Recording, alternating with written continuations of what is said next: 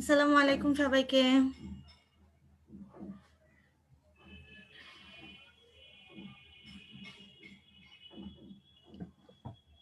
কেমন আছো তোমরা সবাই? আমি ভালো আছি আল্লাহর রহমতে। অনেকদিন পর তোমাদের সাথে দেখা, তাই না?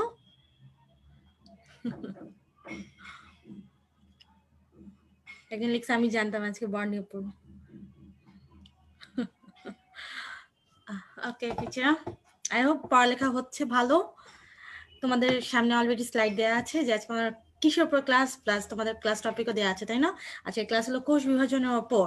এর আগে তোমাদের সাথে আমার অনেকবার দেখা হয়েছে, অনেক কথা হয়েছে।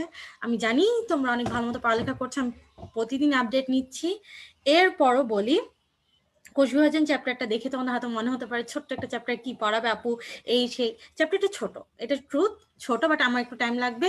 আমি যেটা পড়াই দিব ক্লাসে পড়ানোর পর দেখবো তোমার নিজের পড়তে 30 থেকে ম্যাক্সিমাম 40 মিনিট, এর বেশি লাগবে না, ঠিক আছে? সো আমি যতক্ষণ ক্লাসটা নিব, 1.5 ঘন্টা বা 1 ঘন্টা 40 মিনিট, এই টাইমটুকু একটু ক্লাসে মনোযোগ দিবা। আমি ট্রাই করবো যে যেগুলো কোয়েশ্চেন আসে ওগুলো তো আসে, ওগুলো তো বলেই দিব। সাথে তোমার মানে যেহেতু চ্যাপ্টারটা ছোট, তোমাদের যত ধরনের ইম্পর্টেন্ট কোয়েশ্চেন হতে পারে মানে এই চ্যাপ্টার রিলেটেড, আমি ক্লাসে বলে দেওয়ার ট্রাই করবো, ঠিক আছে? সো ক্লাসে একটু মনোযোগ দিবেন। আমি স্টার্ট করি। যেহেতু একটু এমনি 1 মিনিট লেট করে আসছি।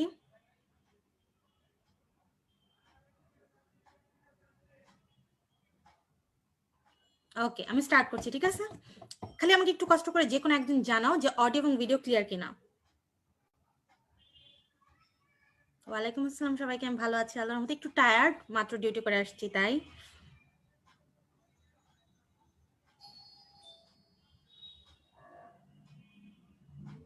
Thank you Jharna. Okay, thank you Apon, thank you Tithi. Okay, আমি স্টার্ট করছি, ঠিক আছে? আজকে আমরা পড়াবো কোষ বিভাজন চ্যাপ্টারটা। So easy chapter, easy peasy চ্যাপ্টারও অনেক ট্রিকি কিছু কোয়েশ্চেন নিয়ে আসে। সো আমরা আগাচ্ছি, স্টার্ট করছি কোষ বিভাজন। আছে এরপর, হ্যাঁ। ওকে, ফার্স্টে যদি দেখো ফার্স্ট স্লাইডটা, যে কোষ বিভাজন চ্যাপ্টারের টপিকস, যেসব টপিকস থেকে কোয়েশ্চেন হয় সেগুলোর মধ্যে মেইন আছে মাইটোসিস, তারপর মিওসিস, কোষচক্র। মাইটোসিস থেকে আজ পর্যন্ত 8 বা 9টা কোয়েশ্চেন আসছে, মিওসিস থেকে 4টা, আর কোষচক্র 2টা। তাহলে তুমি এই জিনিসটার গুরুত্ব সেইখানে যখন তুমি রিভিশন দিবা। যখন তুমি ফার্স্ট টাইম পড়বা তখন এটার গুরুত্ব একটু কম, বাট যখন তুমি রিভিশন দিবা তখন এটার গুরুত্ব অনেক বেশি। তো তোমরা প্রায় কোয়েশ্চেন করো যে আপু রিভিশন দেওয়ার সময় কিভাবে পড়বো বা কোন টপিক পড়বো। তো তুমি এই জিনিসটা দেখেও তো বলতে পারছো যে রিভিশন দেওয়ার সময় তোমার যদি হাতে টাইম নাও থাকে, অ্যাটলিস্ট মাইটোসিস দেখা উচিত, কারণ মাইটোসিস থেকে অনেক অনেক অনেক কোয়েশ্চেন হয়। এরপর টাইম থাকলে মিওসিসও দেখে গেলা, ওকে? সো মাইটোসিসটা ইম্পর্টেন্ট, এবং যখন আমি মাইটোসিস পড়বো খুব বেশি মনোযোগ দিবা, কারণ মাইটোসিস পড়লে মিওসিসের 65 বা 70% পড়া শেষ হয়ে যাবে। সো মাইটোসিস পড়াটা ইম্পর্টেন্ট, ওকে? আমরা ক্লাস স্টার্ট করব, তার আগে একটু এই স্লাইডটা আবারও রিক্যাপিচুলেট করে, এটা হলো কোষ চ্যাপ্টারও পড়িয়েছিলাম, বংশগতি চ্যাপ্টারও পড়িয়েছিলাম। এই স্লাইডটা যে একটা ডিএনএ এর ভেতর জিন, মানে ডিএনএ মানে জিন, তোমরা জানো ডিএনএ এর ভেতর জিন থাকে।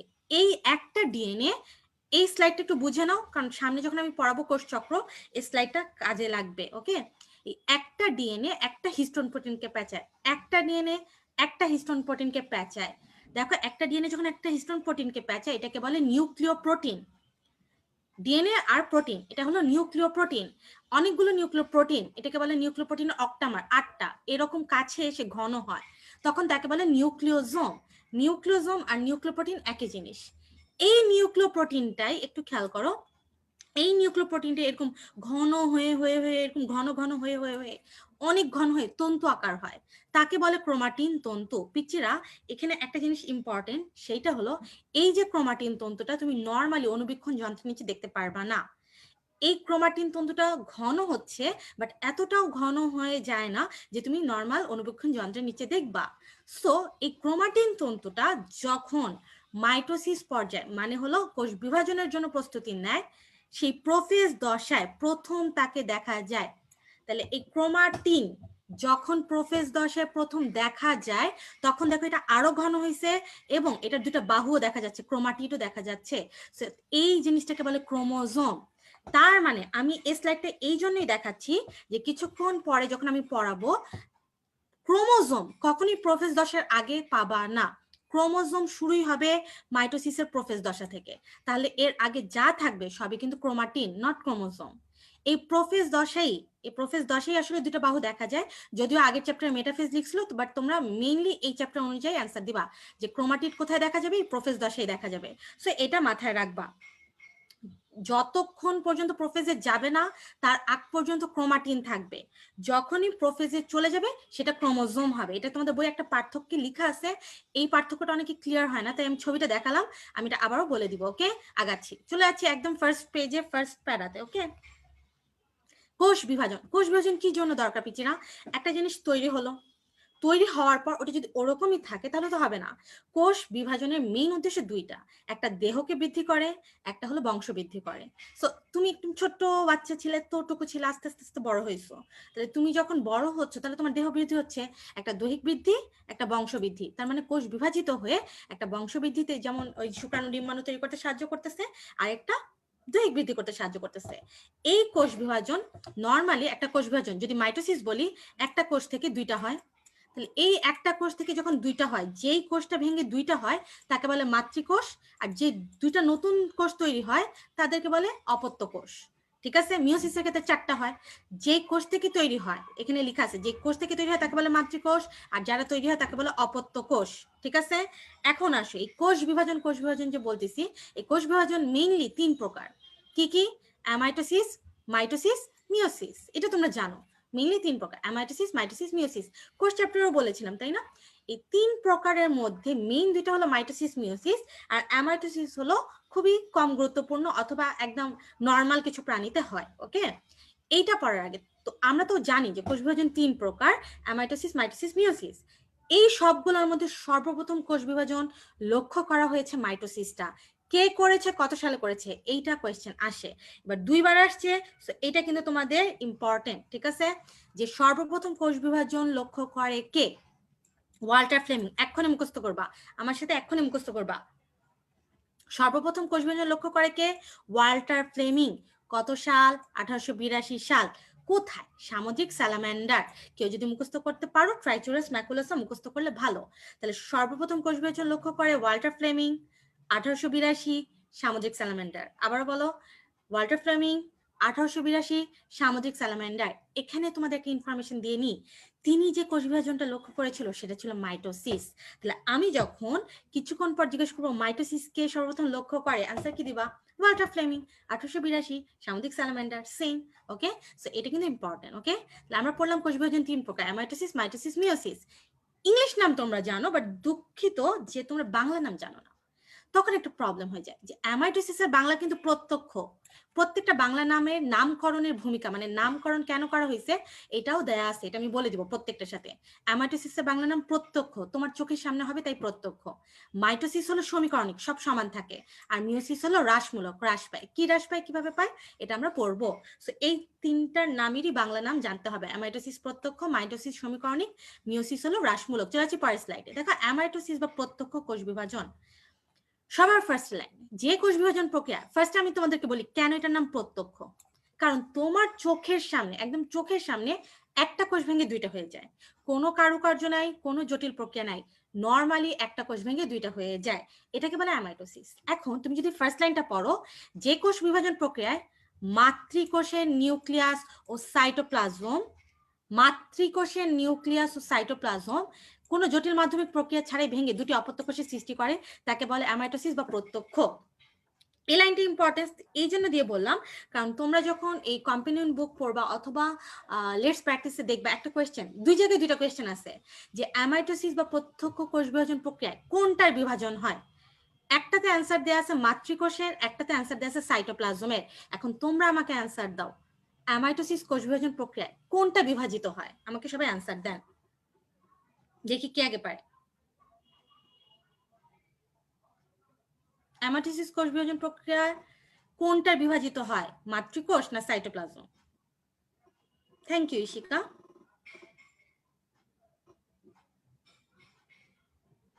Thank you Jharna. ওকে, দেখছো, তারপরে তোমরা কিন্তু আবার বলে দুইটাই। ও বুঝছি, ওই ওই অপস্য মই দিব একটা ধরে, অপসরা চৈতি, মাতৃকোষ, রাইট। এই যে সবাই পারতেছে কেন, খেয়াল করো, পিচিরা মাতৃকোষের ভিতরেই সাইটোপ্লাজম থাকে এবং সাইটোপ্লাজমের সাথে নিউক্লিয়াস থাকতেই হবে। ক্লিয়ার?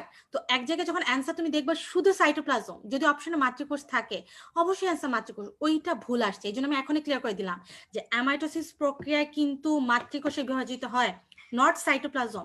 মাতৃকোষের মধ্যে যে সাইটোপ্লাজম নিউক্লিয়াস থাকে দুইটা একসাথে বিভাজিত হবে, শুধু সাইটোপ্লাজম না। একটা কোথাও না কোথাও ভুল আছে, তোমরা যদি পড়তে পড়তে পাও আমি ক্লিয়ার করে দিলাম যে অ্যামাইটোসিস প্রক্রিয়া শুধু মাতৃকোষে বিভাজিত হয়। ক্লিয়ার? এই যে একটা কোষ ভেঙে দেখো, ফার্স্টে এই যে নিউক্লিয়াসটা আস্তে আস্তে ভাঁজ হচ্ছে, আস্তে আস্তে সাইটোপ্লাজম হচ্ছে, হয়ে একটা ভেঙে দুইটা হয়ে গেল। এই দুইটা অপত্য কোষ দেখতে যারা জিম করে তারা আরো ভালো মতো বলতে পারবা। দেখো একটু ডাম্বেল ডাম্বেল মনে হয় না? এটা এই বইয়ে নাই, মানে হাসান স্যারের বইয়ে নাই, ঠিক আছে?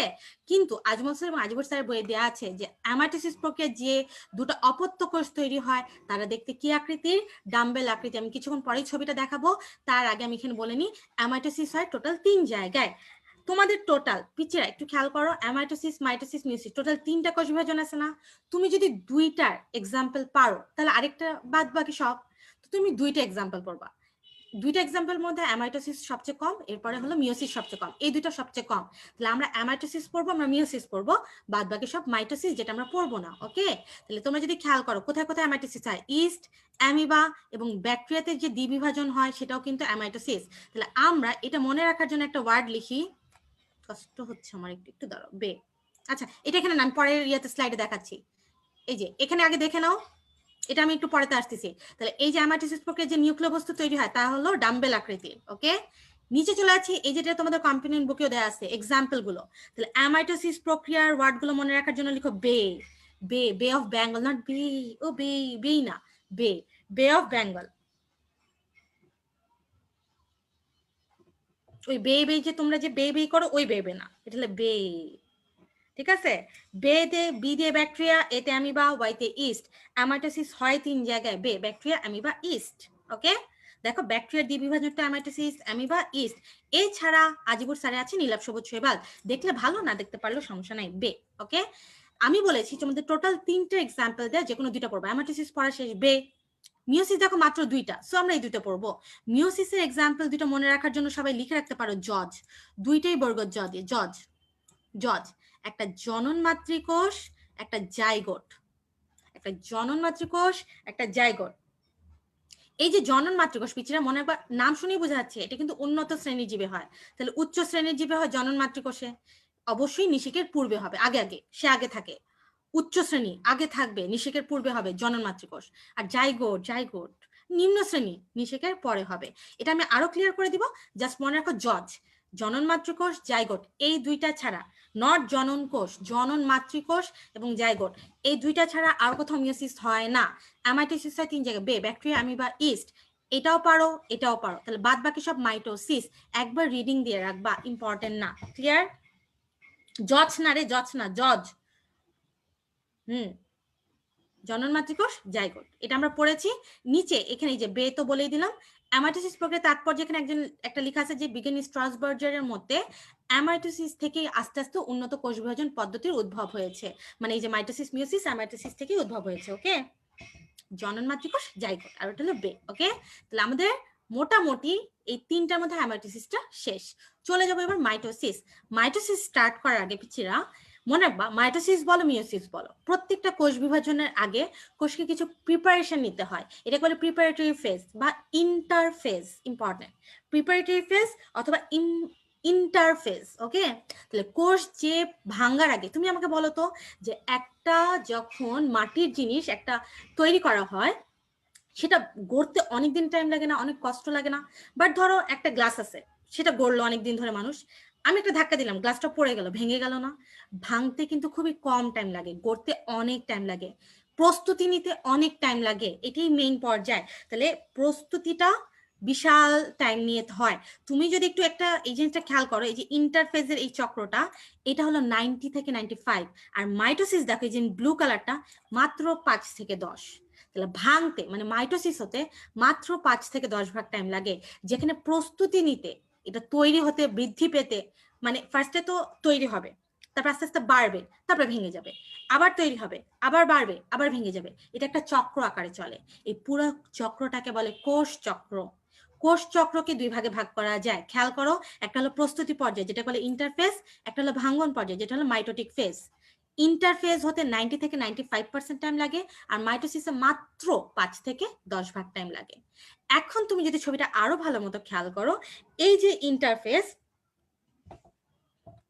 এই ইন্টারফেসকে আবার 3টা পর্যায়ে ভাগ করেছে, G1, S, G2। তোমরা অনেকে জানো না, বাট এই প্রত্যেকটা কিন্তু মিনিং আছে। এই G1 মানে গ্যাপ, জি দিয়ে গ্যাপ, এটা হলো ফার্স্ট গ্যাপ, এই জন্য G1। S মানে সিনথেসিস, এই পর্যায়ে ডিএনএ সিনথেসিস হয়, এই জন্য S। আর G2 মানেও গ্যাপ, এটা সেকেন্ড গ্যাপ। ওকে, তাহলে G1, S, G2। স্ট্রাসবার্গার আর স্ট্রাসবুর্গার একই মানুষ, এক এক বইয়ে এক এক ভাবে লিখছে, আর কিছু না। ওকে, মানে এটা এক একজন উচ্চারণ করে, এটা উচ্চারণের ডিফারেন্স, আর কিছু না। ওকে, আমি যেটা পড়াচ্ছিলাম, তাহলে ইন্টারফেসের 3টা পর্যায়, G1, S, G2, আর মাইটোসিস হলো দুটা কি কি ওটা আমরা পরে পড়ছি। চলে যাচ্ছি পিছিয়ে কোষ চক্র। আমি মাইটোসিসটা একটু পরে পড়াবো, আগে কোষ চক্রটা পড়াচ্ছি। হ্যাঁ, সবাই একটু চলে যাও কোষ চক্র, তোমাদের বই কোষ চক্রের যে পেজটা, আমি একটু জুম করে নিলাম। ওকে, তাহলে একটু খেয়াল করো, তাহলে একটা কোষ সৃষ্টি হয়, বৃদ্ধি পায় এবং ভেঙে যায়, এই 3টার মাধ্যমে যে চক্রের মাধ্যমে চলে তাকে বলে কোষ চক্র। কোষ চক্র দুইজন বিজ্ঞানী দিয়েছে বা আবিষ্কার করেছে, তাদের নাম হলো হাওয়ার্ড এবং পেল্ক। বিজ্ঞানী হাওয়ার্ড ও পেল্ক বলেছে কোষটা একটা চক্র আকারে চলে, ফার্স্টে তৈরি হবে, তারপর বাড়বে, তারপর ভেঙে যাবে, আবার তৈরি হবে, বাড়বে, আবার ভেঙে যাবে, এই চক্রটাকে বলে কোষ চক্র। তাহলে তুমি যদি, আমি যেটা পড়ালাম এখন, কোষ চক্রকে দুটা প্রধান ভাগে ভাগ করা যায়, একটা এম ফেজ বা মাইটোসিস, একটা হলো ইন্টারফেজ। ঠিক আছে, ইন্টারফেজ মানে প্রস্তুতি পর্যায়ে, যেখানে কোনো বিভাজন হয় না। ওকে, এই যে ছবিটা খেয়াল করো, ইন্টারফেজে সময় লাগে 90 থেকে 95, এম ফেজে লাগে মাত্র 5 থেকে 10। আবার কিছুক্ষণ আগেই বলেছি ইন্টারফেজকে আবার 3টা 10-এ ভাগ করা যায়, G1, S, G2। প্রত্যেকটা আবার সময় আছে, দেখতেছো? আমি যখন তোমাদের মতো ছিলাম, আমি স্পিডে যাচ্ছি, হয়েছে, আয় পিচ্ছি, পরে স্পিডে যা। আমি যখন তোমাদের সময় ছিলাম, আমি এভাবে পড়তাম, দেখো G1, S, G2, এটা মানগুলো লাগে কিন্তু, মানে সংখ্যাগুলো লাগে, কত কত পার্সেন্ট টাইম, কত মানে কোন কোন জায়গায় কত পার্সেন্ট লাগে, আমি এভাবে পড়তাম। দেখো G1, S, G2, এটা তো এই সিকোয়েন্স, 30-40, 30-50, 10-20, আবার বলি 30-40, 30-50, 10-20। সিনথেসিস মানে তৈরি করতে অনেক টাইম লাগে, এই জন্য এস ধাপে সবচেয়ে বেশি টাইম, 30-50, 30-40, 30-50, 10-20, আরেকবার বললাম 30-40, 30-50, 10-20, এটা হলো টোটাল 3টা টাইম। ওকে, এবার আসো, এই যে পুরো কোষ চক্রটা চলছে, এই কোষ চক্র চলার জন্য কিছু উদ্দীপক বা প্রভাবকের দরকার হয়। বাইরে থেকেও কেউ কেউ উদ্দীপনা দেয় যে স্টার্ট করো, ভেতর থেকেও কিছু উদ্দীপনা দেয় যে হ্যাঁ কাজ করো, এরকম। তাহলে এবার আসো, এই যে অভ্যন্তরীণ মানে এই কোষ চক্রের ভেতরে অভ্যন্তরীণ উদ্দীপনা দেয় সিডিকে, cyclin dependent kinase. সিডিকে, cyclin dependent kinase, অভ্যন্তরীণ উদ্দীপনা দেয়। ঠিক আছে, এই সিডিকে মেইন উদ্দীপক। তোমার যদি কোয়েশ্চেনে অভ্যন্তরীণ এবং বাহ্যিক ওয়ার্ডটা লেখা না থাকে, তোমার অ্যান্সার অলওয়েজ হবে সিডিকে। তাহলে অভ্যন্তরীণ উদ্দীপনা কে দেয়? সিডিকে। আর বাহ্যিক উদ্দীপনা দেয় বিভিন্ন গ্রোথ ফ্যাক্টর এবং হরমোন। গ্রোথ ফ্যাক্টর দুইটা জিনিস তৈরি করে, একটা প্লাটিলেট, একটা শ্বেত রক্তকণিকা। ঠিক আছে, তাহলে খেয়াল করো, অভ্যন্তরীণ মানে মেইন উদ্দীপনাটা দেয় সিডিকে, সাইক্লিন ডিপেন্ডেন্ট কাইনেস। আর বাহ্যিক যে উদ্দীপনা সেটা দেয় দুইটা জিনিস, একটা গ্রোথ ফ্যাক্টর, একটা হরমোন। গ্রোথ ফ্যাক্টর মানে বৃদ্ধি পাতে সাহায্য করে, এটা করে কি অনুচক্রিকা মানে প্লাটিলেট আর শ্বেত রক্তকণিকা তৈরি করে।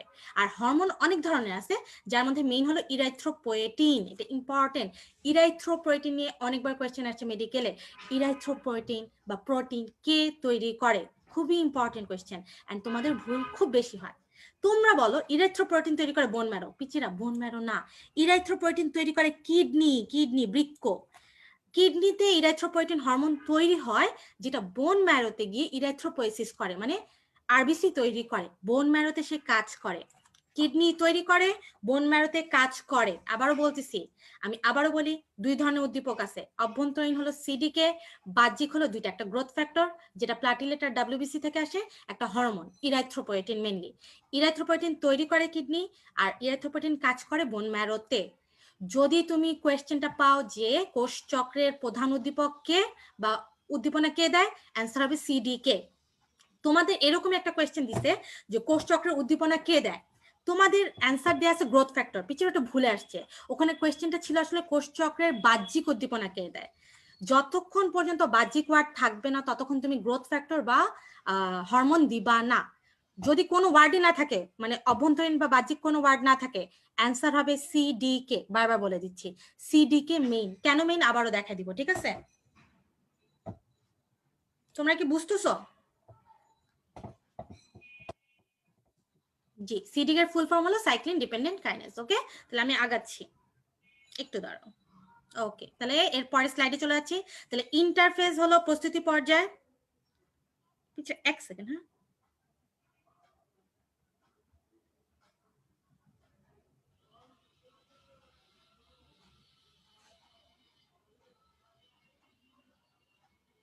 ওকে, তাহলে ইন্টারফেস হলো প্রস্তুতি পর্যায়, ঠিক আছে? এইখানে যে নিউক্লিয়াসটা থাকে তাকে বলে বিপাকীয় নিউক্লিয়াস, কারণ এই পর্যায়ে নিউক্লিয়াসটা বিপাক হবে কি হবে না সিদ্ধান্ত নেয়। এটা হলো ইন্টারফেজের নিউক্লিয়াসটা। এবার আসো, এই ছবিতে আমি পরে আসবো। এবার চলে আছি ইন্টারফেজের 3টা পর্যায়, মানে 4টা পর্যায় মেইনলি। ইন্টারফেজে এই 4টা পর্যায় পড়ার আগে আমরা 3টা ছবি দেখব, এবং 3টা ছবি খুবই খুবই খুবই খুবই ইম্পর্টেন্ট। গ্রোথ ফ্যাক্টর দুজনই বানায়, WBC এবং প্লাটিলেট। আমি তোমাদের কোয়েশ্চেন নিব, আমি তোমাদের টাইম দিব। ওকে, তাহলে আমরা স্টার্ট করছি। দেখো ইন্টারফেজের 3টা পর্যায়, G1, S, G2। আমি অলরেডি বলে ফেলছি এগুলোর টাইম লাগবে, এবং আমরা পড়ে ফেলছি এভাবে 30-40, 30-50, 10-20, 30-40, 30-50, 10-20। আর এম ফেজে তো 5 থেকে 10টা তোমরা জানো অলরেডি লাগে। এরপরে আসো, দেখো আরেকটা ছবি, যে G1 থেকে S দশা, S থেকে G2 এবং G2 থেকে M, এই প্রত্যেকটাতে কিছু উদ্দীপনা কাজ করে, মানে উদ্দীপক। G1 থেকে S দশায় যেতে কোন উদ্দীপক দেয়? CDK। এস থেকে G2 তে যেতে CDK। G2 থেকে M এ যেতে, মানে G2 থেকে মাইটোসিসে যাওয়ার আগে কোষটা পুরোপুরি ম্যাচিউর হয়েছে কিনা, এই ম্যাচুরেশনের জন্য কাজ করে ম্যাচুরেশন প্রমোটিং ফ্যাক্টর। যতক্ষণ পর্যন্ত এইটা ম্যাচুর করবে না ততক্ষণ আগে, মানে এর আগে সে এম ফেজে যাবে না। তাহলে দেখো 2টা ধাপে কাজ করতেছে CDK, এই জন্য CDK কিন্তু মেইন, ঠিক আছে? CDK ভুল করা যাবে না, CDK হলো মেইন। তাহলে G1 থেকে S এ CDK, G2 থেকে S থেকে G2 তে CDK, G2 থেকে M ফেজে, M এ যাওয়ার আগে ম্যাচিউর হয়েছে কিনা এই জন্য কাজ করে ম্যাচুরেশন প্রমোটিং ফ্যাক্টর। আমি সব দাগাই দিব, no tension. Maturation promoting factor. আসেন, এই যে আমরা টাইম পড়লাম, আমরা উদ্দীপক গুলা পড়লাম, এবার আসো কোথায় কি কাজ হয় এই ছবিতেই পড়বো। সবাই একটু মনোযোগ দিবা। G1 এ CDK কাজ করা অলরেডি পড়ছো। এছাড়া এখানে প্রোটিন RNA তৈরি হয় এবং ডিএনএ প্রতিলিপনের উপাদান তৈরি হয়। পিচিরা, ডিএনএ প্রতিলিপন হয় না, প্রতিলিপনের উপাদান তৈরি হয় G1 এ। প্রোটিন RNA তৈরি হয়, ডিএনএ প্রতিলিপনের উপাদান তৈরি হয়, কারণ ডিএনএ প্রতিলিপন বা সিনথেসিস তো হয় S দশায়। উপাদানগুলো এখানে তৈরি হয়, বাট প্রতিলিপন কিন্তু হয় S দশায়, ভুল করবেন না। এছাড়া কোষটা সামনে, মানে G1 দশায় সে সিদ্ধান্ত নিবে যে সে আর বিভাজিত হবে কি হবে না। যদি সে মানে সিদ্ধান্ত নেয় বিভাজিত হবে, সে S দশায় যাবে, নাহলে সে G1 দশায় থেকে যাবে। ক্লিয়ার? যারা আর বিভাজিত হবে না তারা G1 দশায় থেকে যাবে, যারা বলবে না আমি বিভাজিত হব তারা S দশায় যাবে। তাহলে আমি G1 এর কাজটা আবারও বলি। G1 এর কাজ হলো প্রোটিন RNA তৈরি করে, ডিএনএ প্রতিলিপনের উপাদান তৈরি করে। ডিএনএ প্রতিলিপন করে না, উপাদান তৈরি করে। আর S দশায় ডিএনএ প্রতিলিপন হয়, রেপ্লিকেশন বা সিনথেসিস। ওকে, আর G2 দশা, আমি এখানে একটা ওয়ার্ড লিখছি ATM। G2 দশায় এই কোষের বিভাজনের আগে যা কিছু লাগবে সব তৈরি করতে হবে। এই সবকিছু এই ATM দিয়ে মনে রাখবা। A দিয়ে ATP, T দিয়ে 2 সেন্ট্রিওল বা 2 সেন্ট্রোজোম, আর M দিয়ে মাইক্রোটিবিউলস।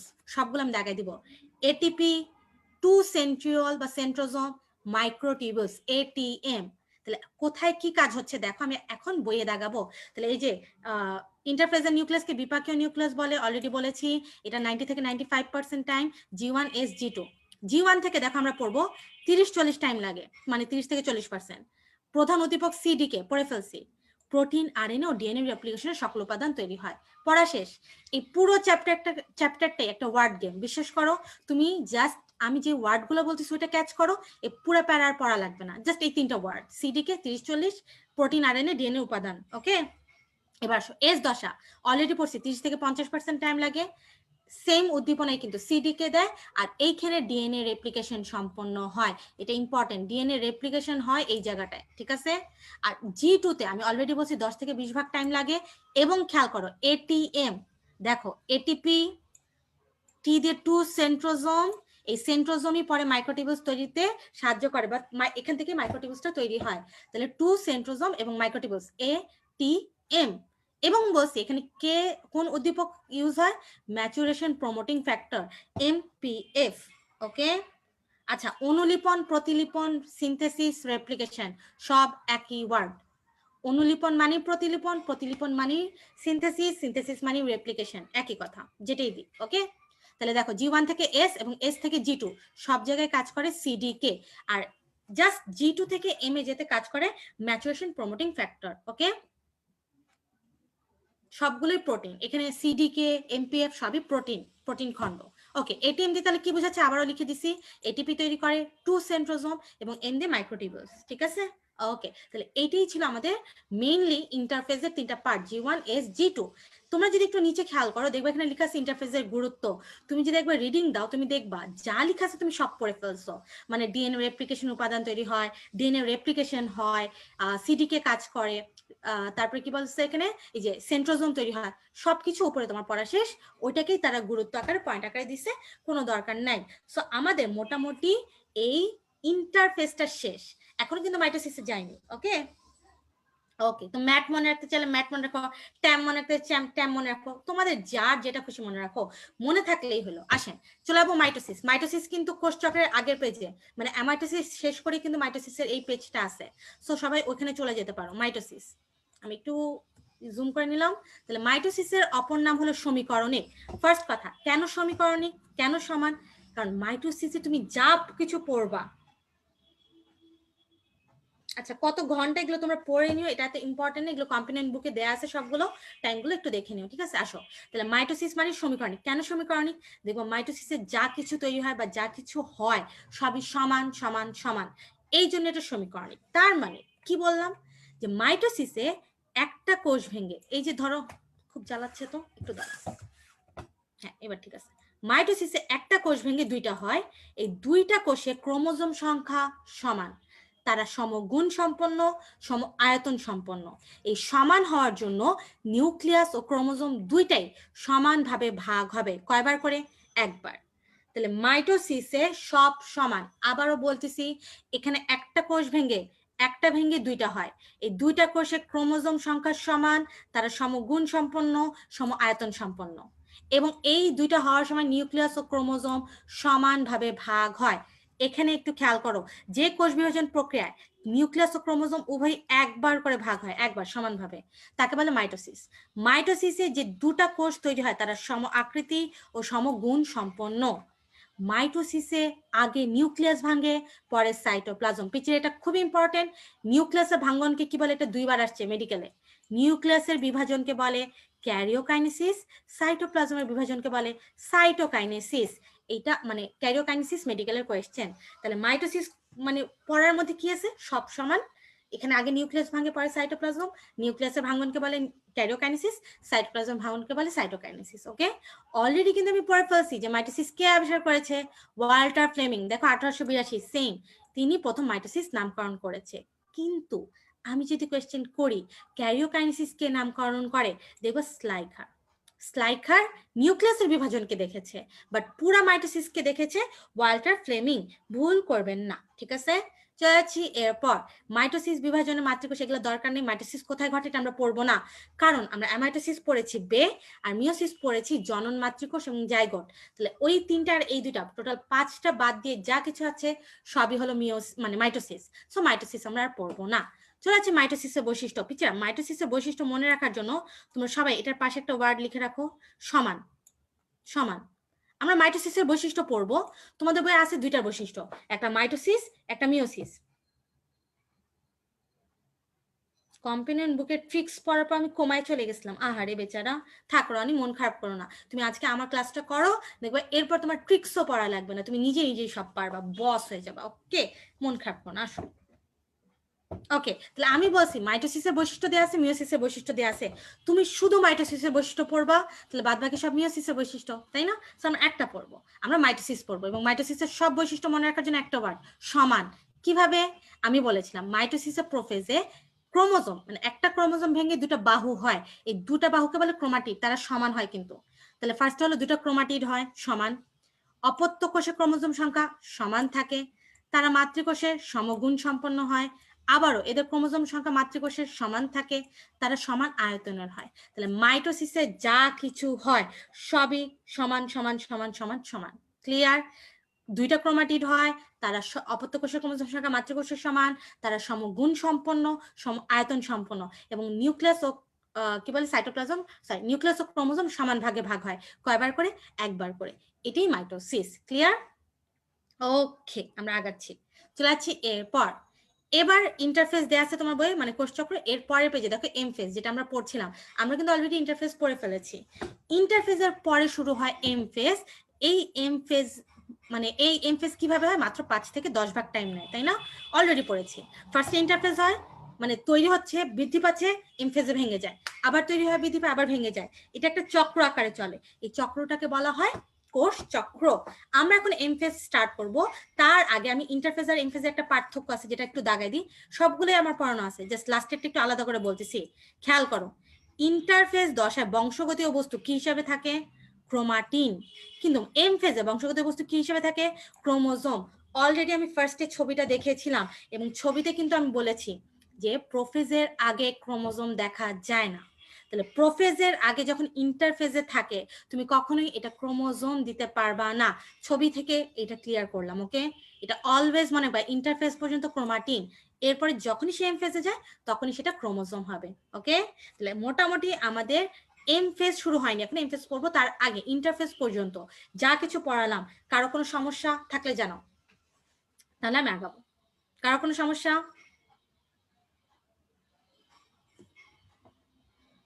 তোমরা যে কি কথা বলতেছো কিছুই জানি না। পড়াই যাচ্ছি, আমি তোমাদের টাইম দিব, যে এরকম করে এখন টাইম দিলাম না। সমস্যা না থাকলেও জানাবেন। একজন আবার লিখছে মাইসিসের গুরুত্ব। দাঁড়া রে পিচ্ছি, আমি মাইসিস গেছি এখনো, মাইট দিব একটা। Thank you Fahmida, thank you Maria, thank you Shika. Okay, সবারই মোটামুটি ক্লিয়ার। তাহলে যখন ইন্টারফেজে থাকবে, তাহলে তখন থাকবে ক্রোমাটিন। পরে এম ফেজে যখন প্রোফেজ শুরু হয়, তখন এটা ক্রোমোজোম হয়। কিভাবে হয় এটা আমরা এখন পড়বো। চলো আমি স্টার্ট করতেছি। এম ফেজ বা মাইটোসিস। মাইটোসিস খুব মনোযোগ দিবা, মাইটোসিস থেকে 8টা কোয়েশ্চেন হয়েছে, আমি অলরেডি বলে ফেলছি। মাইটোসিস পড়লে তোমার বেশিরভাগ পড়াই শেষ হয়ে যাবে। ওকে, তাহলে ফার্স্ট লাইন দেখো, মাইটোসিস কোষ বিভাজনকে দুটি প্রধান ভাগে ভাগ করেছে। অলরেডি পড়েছি, নিউক্লিয়াসের বিভাজনকে বলে ক্যারিওকাইনেসিস, সাইটোপ্লাজমের বিভাজনকে বলে সাইটোকাইনেসিস। আগে নিউক্লিয়াস ভাঙে, ওটা তুমি একটু শেষ করলে, আবার ক্লাসটা যখন আমি শেষ করে দিব তখন একটু প্লে করে নিও, দেখবা ফার্স্টে ছবিটা দেখা দিচ্ছি, সমস্যা নাই, ক্লিয়ার হয়ে যাবে ইনশাল্লাহ। তাহলে ফার্স্টে নিউক্লিয়াস ভাঙে, যাকে বলে ক্যারিওকাইনেসিস, এরপর সাইটোপ্লাজম ভাঙে। মনে রাখবে পিচ্ছিরা, মাইটোসিসের ক্ষেত্রে মেইনলি নিউক্লিয়াসের ভাঙনটাই মেইন। নিউক্লিয়াস না ভাঙা মানে সাইটোপ্লাজম ভাঙুক আর না ভাঙুক কোনো যায় আসে না। তাহলে মাইটোসিস বলতে মূলত ক্যারিওকাইনেসিসকেই বোঝায়। ওকে, তাহলে মাইটোসিসকে দুইটি প্রধান ভাগে ভাগ করা যায়, ক্যারিওকাইনেসিস, সাইটোকাইনেসিস। এই যেখানে লিখছে মাইটোসিস বলতে ক্যারিওকাইনেসিসকে বোঝায়। এরপর আসো, এই ক্যারিওকাইনেসিসকে মানে নিউক্লিয়াসের ভাঙ্গনকে প্রধানত 5টা দশা বা পর্যায়ে ভাগ করা যায়। এর আগে একটা লাইন আছে মাইটোসিসকে। এখন তোমরা আমাকে কোয়েশ্চেন করবা,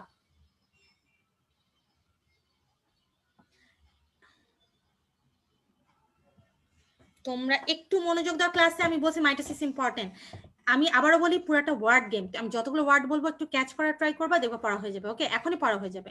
তাহলে আমি যেটা বলছিলাম যে তোমরা এখনই আমাকে কোয়েশ্চেন করবা, তাহলে আপু কি দিব, মাইটোসিসকে কয় ভাগে ভাগ করা যায়? যদি কোয়েশ্চেন থাকে মাইটোসিসকে কয় ভাগে অথবা প্রধানত কয় ভাগে ভাগ করা যায়, দুটি। বাট যদি কোয়েশ্চেন থাকে মাইটোসিসকে কয়টা দশা বা পর্যায়, ওয়ার্ডটা খেয়াল করবা। যদি বলে মাইটোসিসকে কয়টা দশা বা পর্যায়ে ভাগ করা যায়, অ্যান্সার হবে 5টা। 5টা দশা, নট ভাগ। 2টা ভাগ, 5টা দশা বা পর্যায়, ভুল করবা না। 5টা দশা বা পর্যায়টা কি হবে? 5টা দশা বা পর্যায় সিরিয়াল ওয়াইজ পড়বা। Prophase, prometaphase, metaphase, anaphase, telophase. আবার prophase, prometaphase, metaphase, anaphase, telophase. এটা এই সিকোয়েন্স। তাহলে ফার্স্ট দশাটা বা পর্যায়টা হবে প্রোফেজ। তাহলে যদি কোয়েশ্চেন থেকে কয় ভাগে ভাগ করা যায়, 2 ভাগে। আর যদি বলে কয়টা পর্যায়ে ভাগ করা যায়, 5 ভাগে, মানে 5টা দশায় বা পর্যায়ে ভাগ করা যায়। ওকে, তাহলে আমরা আগাচ্ছি, চলে যাচ্ছি, স্টার্ট করছি প্রোফেজ দিয়ে। প্রোফেজটা সবচেয়ে প্রথম দশা এবং সবচেয়ে দীর্ঘস্থায়ী। প্রোফেজ সবচেয়ে দীর্ঘস্থায়ী। আমি এখান থেকে আবারও বলতেছি যে পুরো চ্যাপ্টারটি ওয়ার্ড গেম। আমি যে ওয়ার্ডগুলো বলবো ওই ওয়ার্ডগুলো এখনই মাথায় নাও, আমি মাইটোসিস শেষ করে তোমাদের পড়া ধরবো আবারও, ঠিক আছে? মাইটোসিস শেষ করে তাহলে ফার্স্ট বলতেছি প্রোফেজ। প্রোফেজ থেকে কি কি ওয়ার্ড দাগাবা দেখো। অলরেডি কিন্তু ক্রোমাটিন হিসেবে আসছে সে। ক্রোমাটিন থেকে ক্রোমোজোম হইতে হলে ঘন হইতে হবে, আর ঘন হওয়ার পদ্ধতি হলো পানি বের করে দেয়া, জল বের করে দিবে যখন ধরো একটা ক্রোমোজোম অনেক লম্বা, সে পানি বের করে দিলে কাছাকাছি আসবে না, ঘন হবে না, সংকুচিত, এইটা। তাহলে মাইটোসিসের প্রোফেজে মনে রাখবা জল বিয়োজন হয়, পানি বের হয়ে যায়, পানি বের হয়ে কি হবে, ক্রোমোজোম গুলো ক্রমাগত খাটো মোটা হতে থাকে, ঠিক আছে? তাহলে জল বিয়োজন হয়, ক্রোমোজোম গুলো খাটো মোটা হতে থাকে, ঠিক আছে, সংকুচিত হয়। এবার দেখো এখানে দুইটা জিনিস স্টার্ট হয় বাট শেষ হয়নি। একটা হলো এই পর্যায়ে নিউক্লিয়াস ও নিউক্লিয়ার এনভেলপের বিলুপ্তি ঘটতে থাকে, পিচিরা ঘটেনি, ঘটে স্টার্ট হইছে, নিউক্লিয়াস আর নিউক্লিয়ার এনভেলপ বিলুপ্তি ঘটে স্টার্ট হইছে বাট বিলুপ্তি ঘটেনি। এবং এই পর্যায়ে দেখো লাস্ট টাইম স্পিন্ডল তন্তুর সৃষ্টির সূচনা ঘটে, স্পিন্ডল তন্তু সৃষ্টি শুরু হয় বাট তৈরি হয়নি। ক্লিয়ার? আমি অলরেডি এটা একবার বলছি যে মাইটোসিসের প্রোফেজে ক্রোমোজোম গুলো সেন্ট্রোমিয়ার ব্যতীত দুটো লম্বা ভাবে ভাগ হয় যাকে বলে ক্রোমাটিড। তাহলে ক্রোমাটিড কই দেখা যায়? প্রোফেজেই দেখা যায়। ক্লিয়ার? তাহলে আমি প্রোফেজ থেকে কি কি ওয়ার্ড বললাম আবার বলি। জল বিয়োজন হয়ে ক্রমাগত খাটো মোটা হয়, একটা গেল জল বিয়োজন। নিউক্লিয়াস নিউক্লিয়ার এনভেলপের বিলুপ্তি ঘটতে থাকে, স্পিন্ডল তন্তু সৃষ্টি হওয়ার সূচনা হয়, এবং লাস্টে হলো এদের মানে দুটা সেন্ট্রোমিয়ার ব্যতীত দুটো মানে লম্বালম্বি ভাগে ভাগ হয় যাদেরকে বলে ক্রোমাটিড বা বাহু। ক্লিয়ার? আবার বলি, জল বিয়োজন, ক্রোমোজোম খাটো মোটা হচ্ছে, নিউক্লিয়াস নিউক্লিয়ার এনভেলপের বিলুপ্তি ঘটায় স্টার্ট হয়েছে, স্পিন্ডল যন্ত্র তৈরি শুরু হয়েছে এবং ক্রোমাটিড দেখা যায়। মাইটোসিসের প্রোফেজ এতটুকুই পড়বা, এর বেশি কিছু না।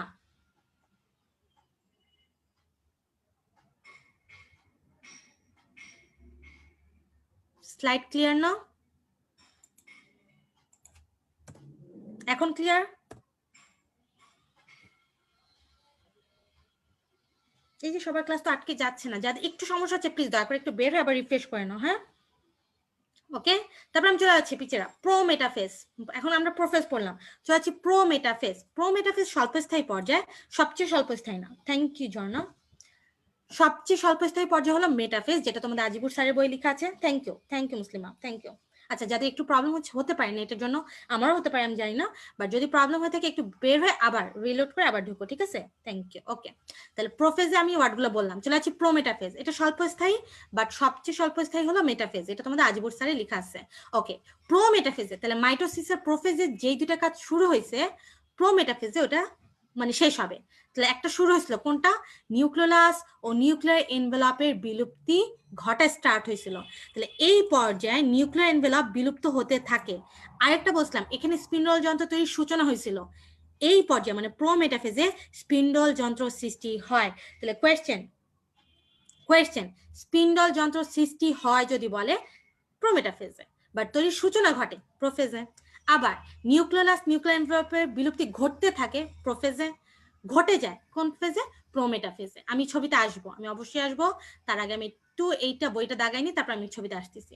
তাহলে খেয়াল করো, দেখো এই পর্যায়ে মানে এই যে প্রোমেটাফেজে নিউক্লিয়াস ও নিউক্লিয়ার এনভেলপের বিলুপ্তি ঘটে।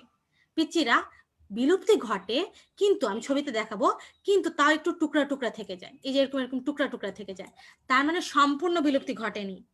প্রোমেটাফেজে নিউক্লিয়াস নিউক্লিয়ার এনভেলপের বিলুপ্তি ঘটে বাট সম্পূর্ণ না, সম্পূর্ণ বিলুপ্তি ঘটে মেটাফেজে। তাহলে কোয়েশ্চেন যদি আসে বিলুপ্তি ঘটে স্টার্ট হয় প্রোফেজে, বিলুপ্তি ঘটে প্রোমেটাফেজে, সম্পূর্ণ বিলুপ্তি ঘটে মেটাফেজে। একটু একটু ঝামেলা, কিন্তু আমি ট্রাই করতেছি বলার বারবার। ওকে, তাহলে প্রোমেটাফেজে আমরা দুইটা ওয়ার্ড অলরেডি পড়ছি, একটা হলো স্পিন্ডল যন্ত্র সৃষ্টি হয়, একটা হলো নিউক্লিয়াস ও নিউক্লিয়ার এনভেলপের বিলুপ্তি ঘটে। যখনই এরকম মানে স্পিন্ডল যন্ত্র তৈরি হয়ে যায়, দেখো এই স্পিন্ডল যন্ত্রের মাঝ বরাবর এলাকাকে বলে ইকুয়েটর বা বিষুবীয় অথবা নিরক্ষীয়, তিনটা ওয়ার্ডই হয়, ইকুয়েটর অঞ্চল বা বিষুবীয় অথবা নিরক্ষীয় অঞ্চল। এবং ক্রোমোজোমগুলোর খুব বেশি অ্যাট্রাকশন থাকে এই নিরক্ষীয় অঞ্চলের দিকে। তো যখন এরকম একটা স্পিন্ডল যন্ত্র তৈরি হয়ে যায়, তখন ক্রোমোজোম যে যেখানেই থাকুক না কেন সবাই চায় কি মাঝখানে আসতে। তো মাঝখানে যাওয়ার জন্য তারা ধরো কর্নার আছে, তারা এরকম নাচতে নাচতে নাচতে নাচতে নাচতে নাচতে মাঝখানে আসে, এরকম করে নাচে নাচে নাচে নাচে মাঝখানে আসে। এই যে ক্রোমোজোম গুলো এরকম করে এরকম করে নাচতে নাচতে মাঝখানে আসে, এই সময় ক্রোমোজোমীয় নৃত্য দেখা যায়। তাহলে কোন ফেজে বা কোন দশায় ক্রোমোজোমীয় নৃত্য দেখা যায়? প্রো মেটাফেজে। ঠিক আছে, বিষুব অঞ্চলে কিন্তু থাকে না, তারা বিভিন্ন জায়গায় ছড়ায় ছিটায় থাকে, তখন তারা নাচতে নাচতে নাচতে এই মাঝখানে আসে, এই নাচার ফেজটাকে বলা হয় প্রোমেটাফেজ। তাহলে আমি প্রোমেটাফেজ থেকে, আমি প্রোফেজ তো শেষ, আমি প্রোমেটাফেজ আবারও বলতেছি। স্পিন্ডল যন্ত্র প্রোফেজ মানে শুরু হয়েছিল তৈরি হওয়া, এটা এখানে মানে পুরোপুরি সৃষ্টি হয় স্পিন্ডল যন্ত্র প্রোমেটাফেজে। ওখানে নিউক্লিয়াস নিউক্লিয়ানগুলো বিলুপ্তি ঘটায় স্টার্ট হয়েছে, এখানে বিলুপ্তি ঘটে যদিও টুকরা টুকরা থেকে যায়। আর এই ফেজে যখন স্পিন্ডল যন্ত্র তৈরি হয়, এর মাঝ বরাবর এলাকাকে বলে বিষুবীয় অঞ্চল, যেখানে ক্রোমোজোমগুলো আসতে চায়। এই আসার সময় তারা নাচে, এরকম নাচতে নাচতে আসে, এই নাচেকেই বলে ক্রোমোজোমীয় নৃত্য। ঠিক আছে, তাহলে টোটাল 3টা ওয়ার্ড বলছি। তাহলে ক্রোমোজোমের নৃত্য কই দেখা যায়, আসতে পারে, অথবা বিলুপ্তি কোথায় ঘটে, আসতে পারে। এখানে আমি কয়েকটা জিনিস বলি। এই যে স্পিন্ডল যন্ত্র, এটা তৈরি হয় দুই পাশে দুইটা সেন্ট্রিওল বা সেন্ট্রোজোম থেকে। আর এই স্পিন্ডল যন্ত্র যেগুলো, এটা হলো মাইক্রোটিউবুলস দিয়ে তৈরি হয়, মানে সেন্ট্রিওল মাইক্রোটিউবুলস তৈরি করে, যেটাই হলো স্পিন্ডল যন্ত্র, ভুল করবা না। এই স্পিন্ডল যন্ত্রের ফাইবার গুলাকে বলে স্পিন্ডল ফাইবার। আর যখন এই যে একটা সেন্ট্রোমিয়ার, এই যে ধরো এটা একটা ক্রোমোজোম, এটা একটা ক্রোমোজোম, আর এটা হলো সেন্ট্রোমিয়ার, সেন্ট্রোমিয়ারটা যখন স্পিন্ডল ফাইবারের সাথে যুক্ত হয়, এই যুক্ত হওয়ার জিনিসটাকে বলা হয় ট্র্যাকশন ফাইবার। পিচিরা, আমি তোমাদের কোর্স চ্যাপ্টার পড়ানোর সময় বলছিলাম যে ক্রোমোজোমের সেন্ট্রোমিয়ার থেকে এরকম ব্যান্ড আকৃতির জিনিস বের হয়, এই ব্যান্ড আকৃতির জিনিসের নাম ছিল কাইনেটোকোর। তাহলে এই যে ট্র্যাকশন ফাইবারটা, এটা আসলে কি জানো? কাইনেটোকোর, এটা একটা মোটর প্রোটিন। ঠিক হ্যাঁ, তাহলে কিভাবে যুক্ত থাকতেছে ক্রোমোজোমটা এই স্পিন্ডল ফাইবারের সাথে? ট্র্যাকশন ফাইবার, যেটা কি কি কাইনেটোকর, মোটর প্রোটিন, মনে থাকবে।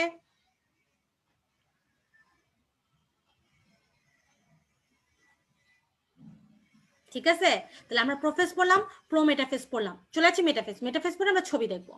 মেটাফেজ আমরা মনে রাখবো একটা ওয়ার্ড দেই, ম।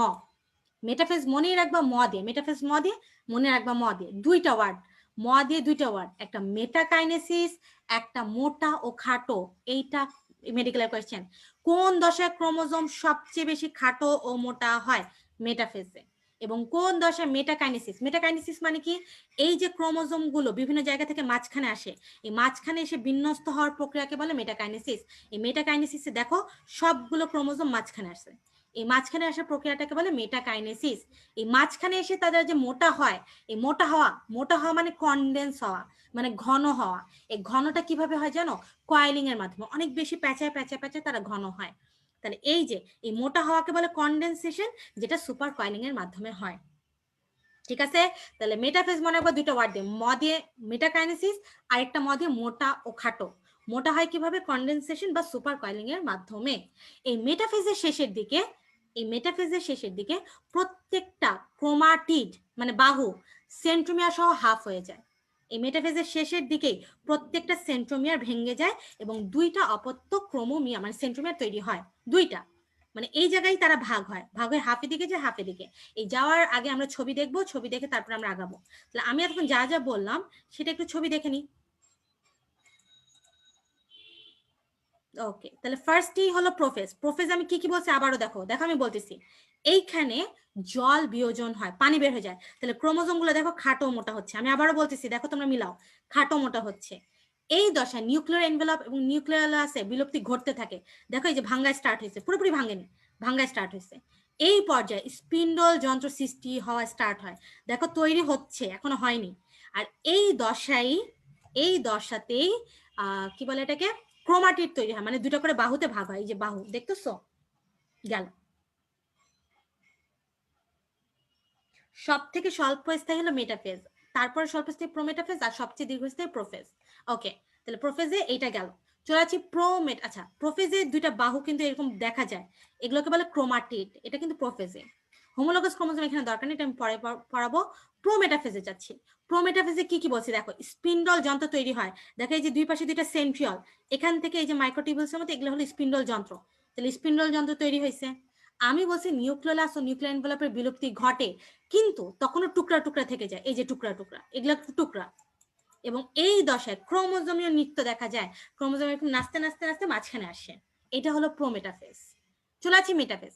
মেটাফেজ মানে সবচেয়ে মোটা ও খাটো, দেখো এখানে সবচেয়ে মোটা, এই ফেজে ক্রোমোজোমগুলো সবচেয়ে মোটা, আর সবগুলো ক্রোমোজোম মাঝখান বরাবর অবস্থান করে। এই মাঝখান বরাবর অবস্থান করাকে বলা হয় মেটাকাইনেসিস। তাহলে মোটাও খাটো এবং মেটাকাইনেসিস, মনে থাকবে এটা ছিল মেটাফেজ।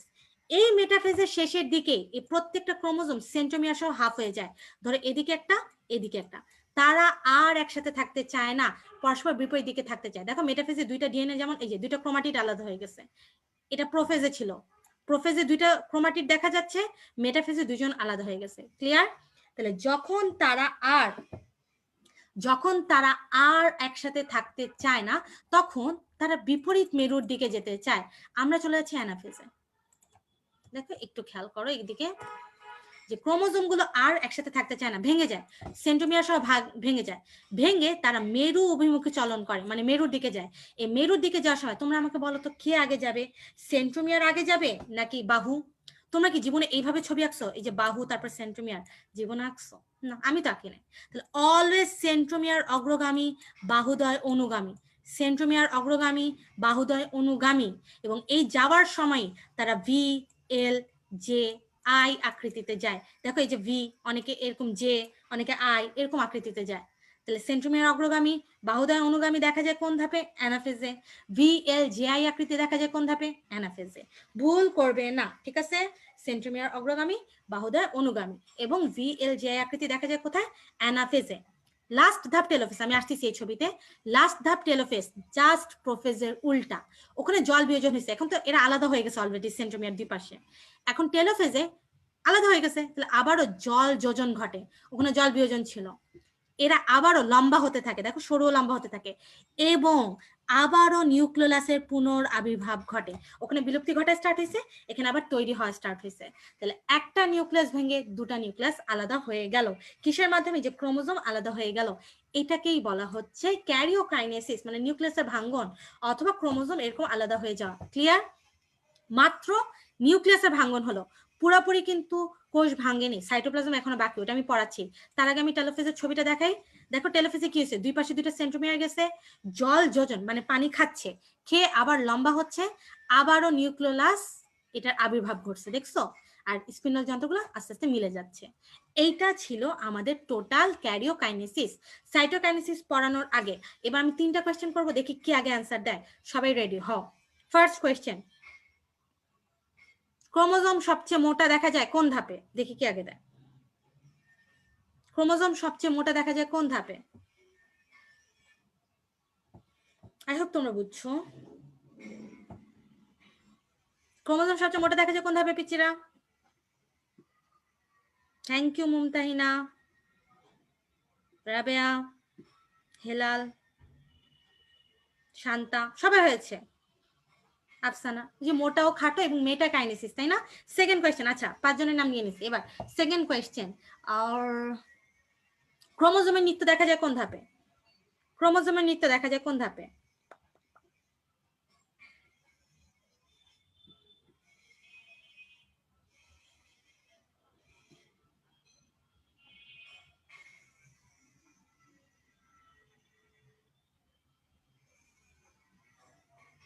থ্যাংক ইউ ঝর্ণা, ফারজানা, মেঘলা, তুমি কোনটা অ্যান্সার দিয়েছো? আশা, শুক্লা, প্রোমেটাফেজ, নাচতে নাচতে আসে, তাই না? মনে হচ্ছে না তোমাদের? আর বলো তো ক্রোমাটিড দেখা যায় কোন ধাপে? এটা লাস্ট কোয়েশ্চেন। প্রোমেটা, ওকে, বেশিরভাগই বুঝছো, তার মানে বুঝছো ইনশাল্লাহ। বলো তো ক্রোমাটিড দেখা যায় কোন ধাপে? ক্রোমাটিড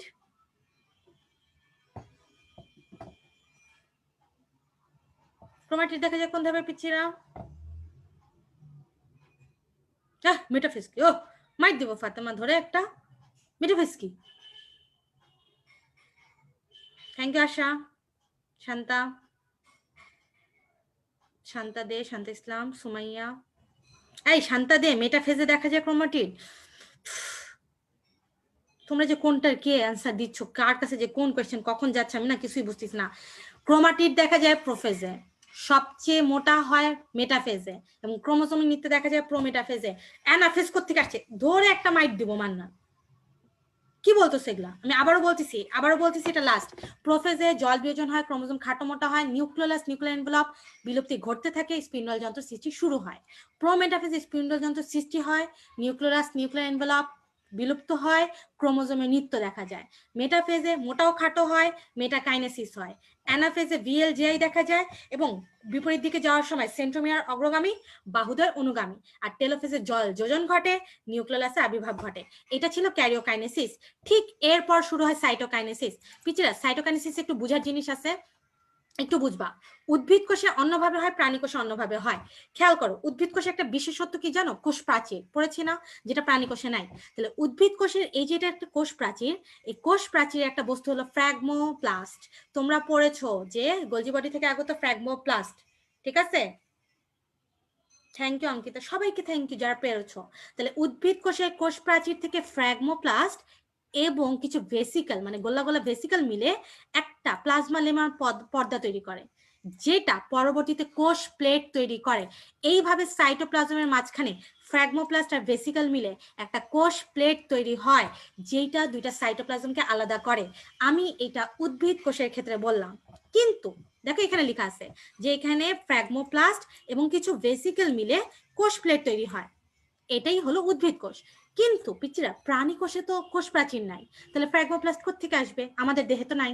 কিন্তু আমাদের দেহে কিছু প্রোটিন আছে যারা সংকোচন মানে প্রসারণ এই দুটা কাজ করে, তাদের নাম হলো অ্যাক্টিন ও মায়োসিন। প্রাণী কোষের কোষ প্রাচীর নাই, কিন্তু কোষ যে মেমব্রেন মানে প্লাজমা মেমব্রেন আছে। এই অ্যাক্টিন মায়োসিন প্লাজমা মেমব্রেনকে সংকোচন করে করে করে এরকম করে ভেতরে গর্ত আকারে ঢুকায় দেয়। এই যে দেখো, প্রাণীর ক্ষেত্রে কোষ ঝিলিটি গর্তের না ভেতরে ঢুকে যায়, যেটা কে করে? অ্যাক্টিন ও মায়োসিন।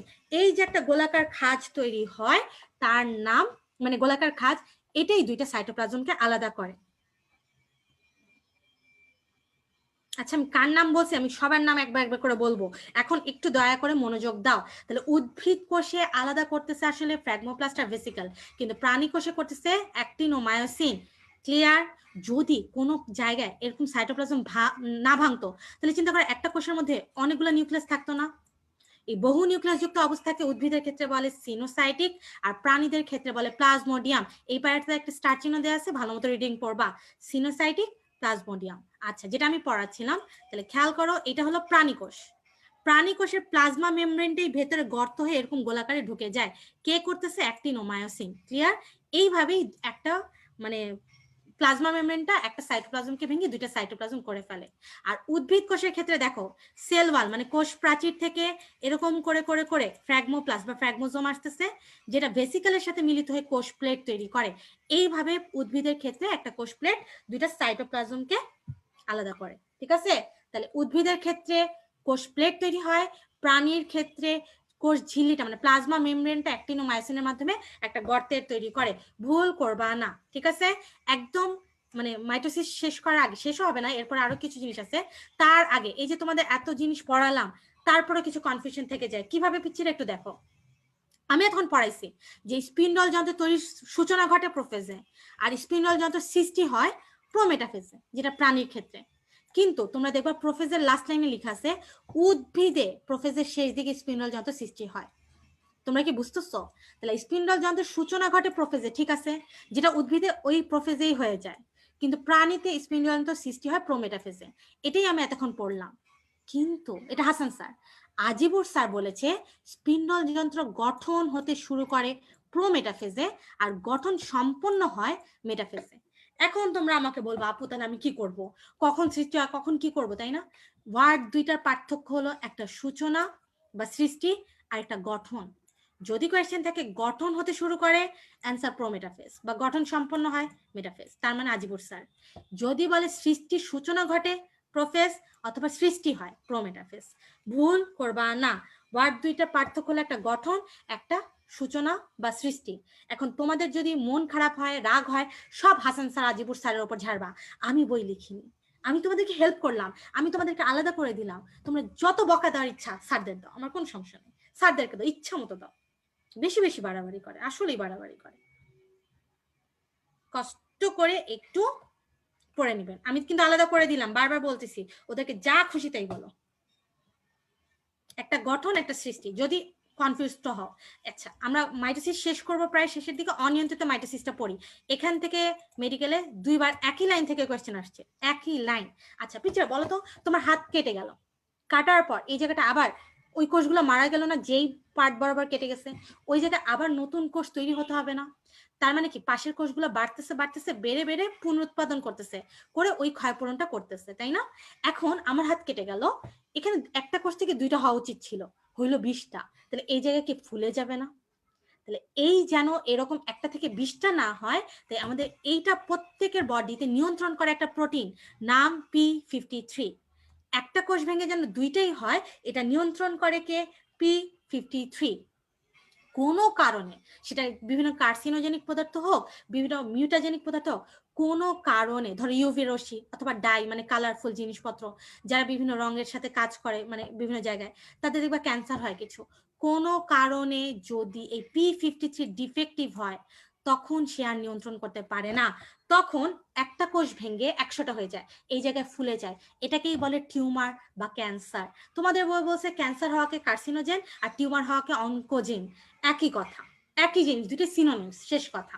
তাহলে টিউমার বা ক্যান্সার কিভাবে হচ্ছে? যখনই P53 ডিফেক্টিভ হচ্ছে, এটাকেই বলে অনিয়ন্ত্রিত মাইটোসিস। ওকে, আচ্ছা এবার আসো, এই যে কোষ মারা যাচ্ছে, একটা কোষ 2ভাবে মারা যেতে পারে, এটা কিন্তু ইম্পর্টেন্ট, একটা নেক্রোসিস, একটা অ্যাপোপ্টোসিস। এবং নেক্রোসিস অ্যাপোপ্টোসিসের এই 2টা লাইন থেকে, মানে অ্যাপোপ্টোসিসই 2বার আসছে, পরপর 2 বছর আসছে মেডিকেলে। তুমি মনে রাখবা নেক্রোসিস ইকুয়াল টু এন, মানে N equal to N, N equal to N, N মানে নেক্রোসিস, এন মানে নিউট্রিশন। তুমি একদিন না খেয়ে থাকলে মরবা না, এরকম 2 দিন না খেয়ে থাকলেও মরবা না, 10 দিন না খেয়ে থাকলেও মরবা না, বাট তুমি যখন 20 দিন 30 দিন না খেয়ে থাকবা, তখন আস্তে আস্তে তোমার কোষে মৃত্যু ঘটবে। তাহলে নিউট্রিশন বা পুষ্টির অভাবে কোষ মারা গেলে তাকে বলে নেক্রোসিস। আর যদি আগের থেকে জেনেটিক্যালি কোনো কোষ মারা যায়, তাকে বলে অ্যাপোপ্টোসিস। তাহলে জেনেটিক্যাল মৃত্যুটা হলো অ্যাপোপ্টোসিস। ক্লিয়ার? এইটা কোন পেজ? 83 পেজ নতুন বইয়ে। তাহলে জেনেটিক্যাল মৃত্যু হলো অ্যাপোপ্টোসিস। এখন তুমি বলবে জেনেটিক্যাল মৃত্যুটা আবার কি? যখন তুমি একদম ছোট ছিলা, মানে যখন 3-4 সপ্তাহের ছিলা মায়ের পেটে, তখন দেখবা ওই যে আল্ট্রাসাউন্ড করলে অনেক সময় দেখা যায় না যেরকম হাত পা লেগে থাকে, তখন কি তুমি আঙ্গুল বোঝা যায় না? তার মানে ফার্স্টে কিন্তু তোমার 5টা আঙ্গুল আলাদা ছিল না, একসাথে ছিল। আস্তে আস্তে আস্তে তোমার আঙ্গুলের এই কোষগুলা, মানে এই যে 2টা আঙ্গুলের মাঝখানে কোষগুলা, এগুলো মারা যায়। এই যে কোষগুলো মারা যায়, এটা জেনেটিক্যাল মৃত্যু। এগুলো হইতে হবে, নাহলে তোমার 5টা কোষ মানে 5টা আঙ্গুল আলাদা হবে না, এটা জেনেটিক্যাল মৃত্যু। তাহলে এই যে আলাদা হচ্ছে, একজন হচ্ছে একদিন না খেলে মারা যাবে, মারা যাবো না রে পিচ্ছি। আল্লাহ, কেউ একদিন না খেলে মারা যায় না। আচ্ছা, এই যে আলাদা হচ্ছে জেনেটিক্যালি, এটাকে বলে অ্যাপোপ্টোসিস। তাহলে নেক্রোসিস মানে এন ইকুয়ালস টু এন, এটা নেক্রোসিস, আর অ্যাপোপ্টোসিস হলো জেনেটিক্যাল মৃত্যু। ঠিক আছে, আগাচ্ছি, আমি কি করব তোমাদের নিয়ে। মাইটোটিক ইন্ডেক্স এমআই, পিছাড়া এটা বুঝতে হবে। এমআই মানে কিন্তু মায়োকার্ডিয়াল ইনফাকশন না, এখানে এমআই মানে মাইটোটিক ইন্ডেক্স। উপরে হলো মাইটোসিসের মোট কোষ সংখ্যা, নিচে হলো মোট কোষ সংখ্যা। ধরো আমার দেহে 100টা কোষ আছে, যার মধ্যে 20টাতে মাইটোসিস হচ্ছে, ধরো এরকম। তাহলে এখান থেকে বোঝা যাচ্ছে উপরে 20 দিবা, নিচে 100 দিবা। এখন কোনো কারণে নর্মালি 100টার মধ্যে 20টা হওয়া উচিত, কিন্তু যদি অনিয়ন্ত্রিত হয়ে যায়, তখন 20টা না হয় 2000টা হলো, তাহলে উপরে 2000 নিচে 100 হয়ে যাবে না? তখন এমআই বেড়ে যাবে না? তাহলে উচ্চ এমআই মানে উচ্চ মাইটোটিক ইন্ডেক্স, মানে তার মধ্যে টিউমার আছে, মানে অনিয়ন্ত্রণ ঘটছে। নর্মালি মাইটোটিক ইন্ডেক্স কম হবে, বাট যখনই এটা উচ্চ হবে, তখন সেটা হবে টিউমার বা ক্যান্সার, মানে অনিয়ন্ত্রণ। ক্লিয়ার? চলে যাচ্ছি মাইটোসিসের শেষের দিকে। অ্যামাইটোসিস আর মাইটোসিসের একটা পার্থক্য দেয়া। অ্যামাইটোসিস 3 জায়গায় হয়, ইস্ট, ব্যাকটেরিয়া, প্রোটোজোয়া। প্রোটোজোয়া মানে অ্যামিবা। আর মাইটোসিস হয় উদ্ভিদ ও প্রাণী কোষে, অনেক জায়গায় হয়। একটু রিডিং পড়বা, এগুলো সব তোমরা পারো। ঠিক আছে? ওকে, আমাদের মাইটোসিস শেষ, তার মানে আমাদের কিন্তু 75% শেষ। আমাদের আজকে last topic meiosis. Meiosis start করার আগে 30 সেকেন্ড ব্রেক। তার আগে তোমরা এখন আমাকে কোয়েশ্চেন করো মাইটোসিস বা অ্যামাইটোসিস নিয়ে, যার যে কোয়েশ্চেনই থাকবে। তোমরা যে এতক্ষণ কি কি যে বলতেছো, আমি কিছুই দেখতেছি না। টিউমার আর ক্যান্সার একই না। টিউমার যখন, আমি কি বলবো, যখন টিউমার আর ব্যাক করতে পারবে না, সেটা ক্যান্সারের রূপ নেয়। ঠিক আছে, এটা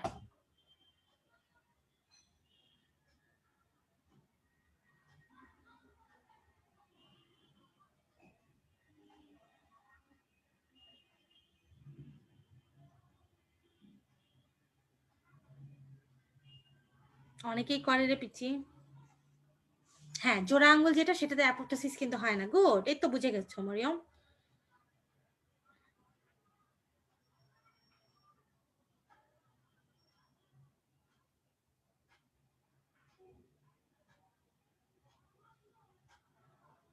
এমআই টেস্ট তোমাকে করতে হবে না, এটা হলো ধরো কারো টিউমার হয়েছে, টিউমার থেকে কিছু কোষ বের করে নিয়ে তখন দেখা হয়, আর কিছু না।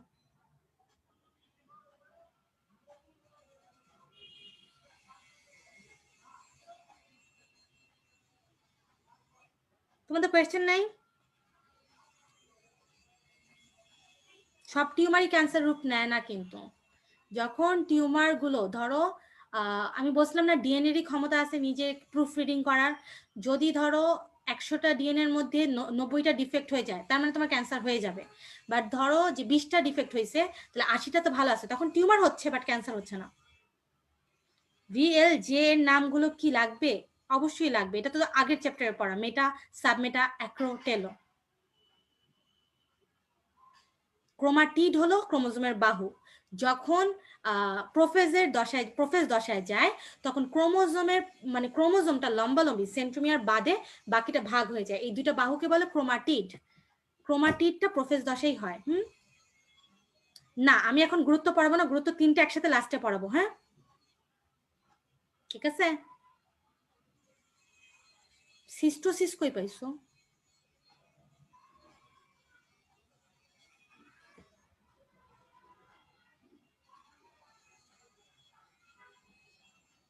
এন মানে নিউট্রিশন, এন মানে নেক্রোসিস, নিউট্রিশনের অভাব হলে।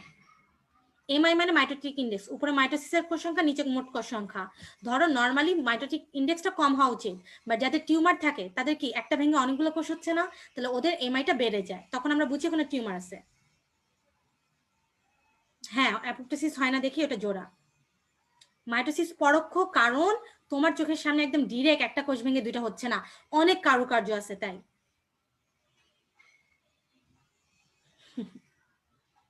ক্যান্সার থেকে টিউমার একটু হলেও ভালো, ইয়েস।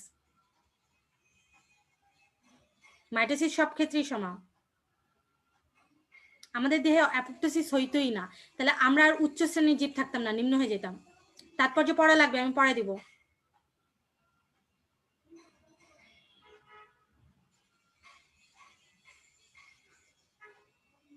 ওকে, প্রবলেম নেই, তাহলে আমি আগাচ্ছি, আমি মিওসিস দিয়ে শেষ করব। হ্যাঁ আসো আসো আসো আসো। রোজা থেকে শুরু করে সব বলে ফেলছে। প্রফেসর বাংলা নাম লাগবে, জি লাগবে, পড়া ভালো।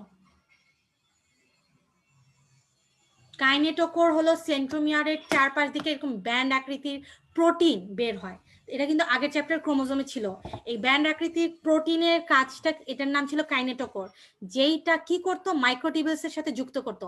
এই মাইক্রোটিবিউলসটা কি জানো? এই যে স্পিন্ডল যন্ত্র। এটা বোঝার জন্য এটা আগের চ্যাপ্টারটা ভালো মতো পড়তে হবে, মানে কোর্স চ্যাপ্টারে ছিল যে এই যে কাইনেটোকোর বের হয় সেন্ট্রোমিয়ারকে মাইক্রোটিবিউলস এর সাথে যুক্ত করে। মাইক্রোটিবিউলসটা কি? স্পিন্ডল যন্ত্র। ওকে, এমআই মানে মাইটোটিক ইন্ডেক্স। উপরে ধরো আমার দেহে মাইটোসিস হওয়ার কথা 20টা কোষের, উপরে 20 হবে, আমার দেহে কোষ আছে 100টা, নিচে 100 হবে, 100 মানে 20/100। বাট ধরো আমার একটা টিউমার হলো, তাহলে আমার দেহে অনেক বেশি মাইটোসিস হচ্ছে, তাহলে 2000 উপরে মানে 2000টা হচ্ছে, তাহলে উপরে 2000 যাবে, নিচে 100 যাবে, তাহলে এমআইটা বেড়ে গেল না, মাইটোটিক ইন্ডেক্সের মান বাড়লো না, তখন আমি বুঝবো হ্যাঁ টিউমার বা ক্যান্সার আছে, এইটাই আর কিছু না। চলেন স্টার্ট করছি মিওসিস, এটা আমাদের আজকে লাস্ট পড মানে লাস্ট মানে টপিক, এটা শেষ করে তারপর আমরা শেষ করবো। আসো একটু মনোযোগ দাও। মিওসিসের অপর নাম হ্রাসমূলক। কেন হ্রাসমূলক? ফার্স্টে তোমার এটা জানতে হবে কেন হ্রাসমূলক বা কিভাবে। আগে জানো মিওসিসে একটা কোষ ভেঙে 4টা হয়, মানে ফার্স্টে আসলে 2টাই হয়, এই 2টা ভেঙে আবার প্রত্যেকটা থেকে 2টা হয়। তাহলে মিওসিসে একটা কোষ ভেঙে কয়টা হয়? 4টা। এই 4টা কোষে এই 4টা অপত্য কোষ হওয়ার জন্য নিউক্লিয়াস ও ক্রোমোজোম সমানভাবে ভাগ হয় না, একজন একবার, একজন দুবার। এবার আমাকে তোমরা বলো যে ক্রোমোজোম, ক্রোমোজোম মানে হলো এন, আর নিউক্লিয়াস মানে টুয়াইস এন। তো যদি ক্রোমোজোম 2বার ভাঙে তো এটা কি হাফ এন হবে না? তুমি কি জীবনও হাফ এন শুনছো? কিন্তু টুয়াইস এন যদি ভাঙে মানে হাফ হয়, সেটা এন হবে, তুমি এন শুনছো। তাহলে কে 2বার ভাঙবে? ক্রোমোজোম কখনোই কি 2বার ভাঙবে? কখনোই ক্রোমোজোম 2বার ভাগ হইতে পারবে না। অলওয়েজ নিউক্লিয়াস 2বার, ক্রোমোজোম মাত্র 1বার ভাঙে। ক্রোমোজোম মানে এন, সে যদি হাফ হয়, হাফ এন জীবনও হবে না। তাহলে অলওয়েজ নিউক্লিয়াস 2বার, ক্রোমোজোম 1বার। ঠিক আছে? আচ্ছা, একজনের আঙ্গুল একটা মানে একটা কম কেন, সেটা তো এটা আল্লাহর সৃষ্টি, এটা নিয়ে কিছু বলার নাই।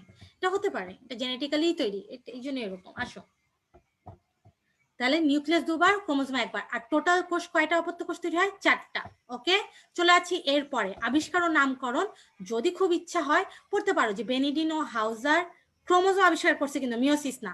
স্ট্রাসবুর্গার ক্রোমোজোমে মিওসিস লক্ষ্য করছে আর মিওসিস নামকরণ করেছে। তুমি যদি আমাকে বলে একটা লাইন পড়তে, মিওসিস কে নামকরণ করে?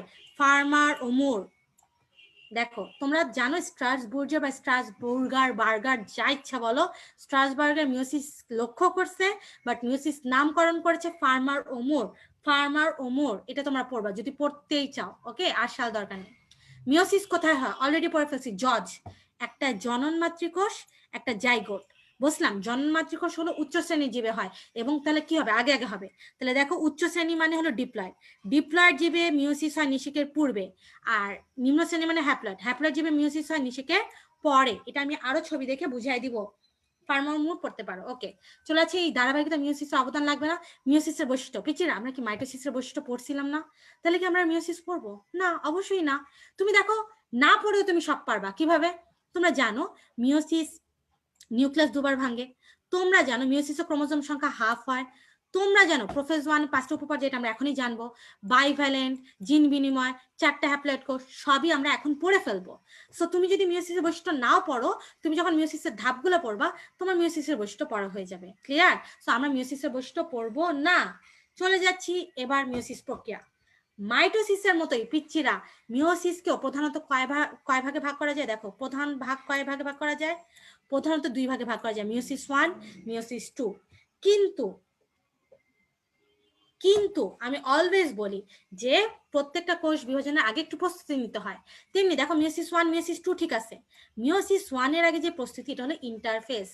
এইটা মাইটোসিসের মতো এত বিশাল না, তাই এটা নিয়ে আলোচনাও করেনি। ওকে, আবার মিওসিস 1 আর মিওসিস 2, মানে মিওসিস 1 আর 2 এর মাঝখানে একটা গ্যাপ আছে, এইটার নাম ইন্টারকাইনেসিস। আমি তোমাদেরকে একদম লাস্ট স্লাইডে ইন্টারফেস আর ইন্টারকাইনেসিসের মধ্যে কি পার্থক্য, লাস্ট স্লাইডে না তার আগেই বলে দিব। এই দুটোর পার্থক্য আছে, এটা আমি বলবো, একটা লাইন আমি অবশ্যই বলবো। ঠিক আছে? তাহলে আসো, তাহলে মায়োসিস প্রধানত 2 ভাগে ভাগ করছে, মায়োসিস 1, মায়োসিস 2। তুমি যদি দেখো প্রত্যেকটাকে আবার কয়টা পর্যায়ে ভাগ করে, মাইটোসিস কি যেমন 5টা পর্যায়ে ভাগ করেছিল, এদেরকে কিন্তু 5টা করে না। এদেরকে প্রধানত মানে 2 ভাগে ভাগ করছে, আর কয়টা পর্যায়ে ভাগ করছে? 4টা। পিচিরা, মিওসিসকে কয়টা পর্যায়ে ভাগ করছে? মিওসিস 1 বলুক আর মিওসিস 2 বলুক, 4টা পর্যায়ে। প্রোফেজ, প্রোমেটাফেজ নাই, আই এম সরি, প্রোমেটাফেজ কিন্তু নাই। Prophase, metaphase, anaphase, telophase. প্রত্যেকটা মিওসিস 1 হলো prophase 1, metaphase 1, anaphase 1, telophase 1। Meiosis 2 prophase 2, metaphase 2, anaphase 2, telophase 2। প্রত্যেকটা আবার 4টা করে পর্যায়ে ভাগ করছে। ক্লিয়ার? এই যে 4টা টোটাল 8টা দেখতেছো, এই 8টার মধ্যে মিওসিস 1 এর এই 3টা এবং মিওসিস 2 এর 4টাই, টোটাল এই 7টা আমার পড়ানো শেষ। কারণ এই 7টা মাইটোসিসের মতোই। হ্যাঁ, আমি বলছি এই চ্যাপ্টার অনুসারে অ্যান্সার দিবা যে ক্রোমাটিড হয় প্রোফেজে, নট মেটাফেজে। ফার্স্ট চ্যাপ্টার যদি তুমি অপশনে প্রোফেজ না পাও, তখন ওই ফার্স্ট চ্যাপ্টার অনুসারে অ্যান্সার দিবা মেটাফেজ। ওকে, ঠিক আছে, আমি তোমাদের কোয়েশ্চেন নিব, আমি তো তোমাদের টাইম দিব। তাহলে আমি যেটা বলছিলাম, এই 7টা কিন্তু পড়া শেষ।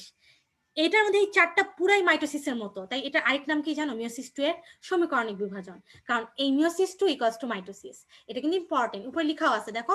মিওসিস 2 এ কিন্তু ক্রোমোজোম সংখ্যা সমান থাকে, তাই এটার অপর নাম ইকুয়েশনাল বা সমীকরণিক। এই 4টা পুরাই মাইটোসিসের মতো, আর এই 3টাও মাইটোসিসের মতো, একটু পার্থক্য আছে, ওটা আমি বলে দিব।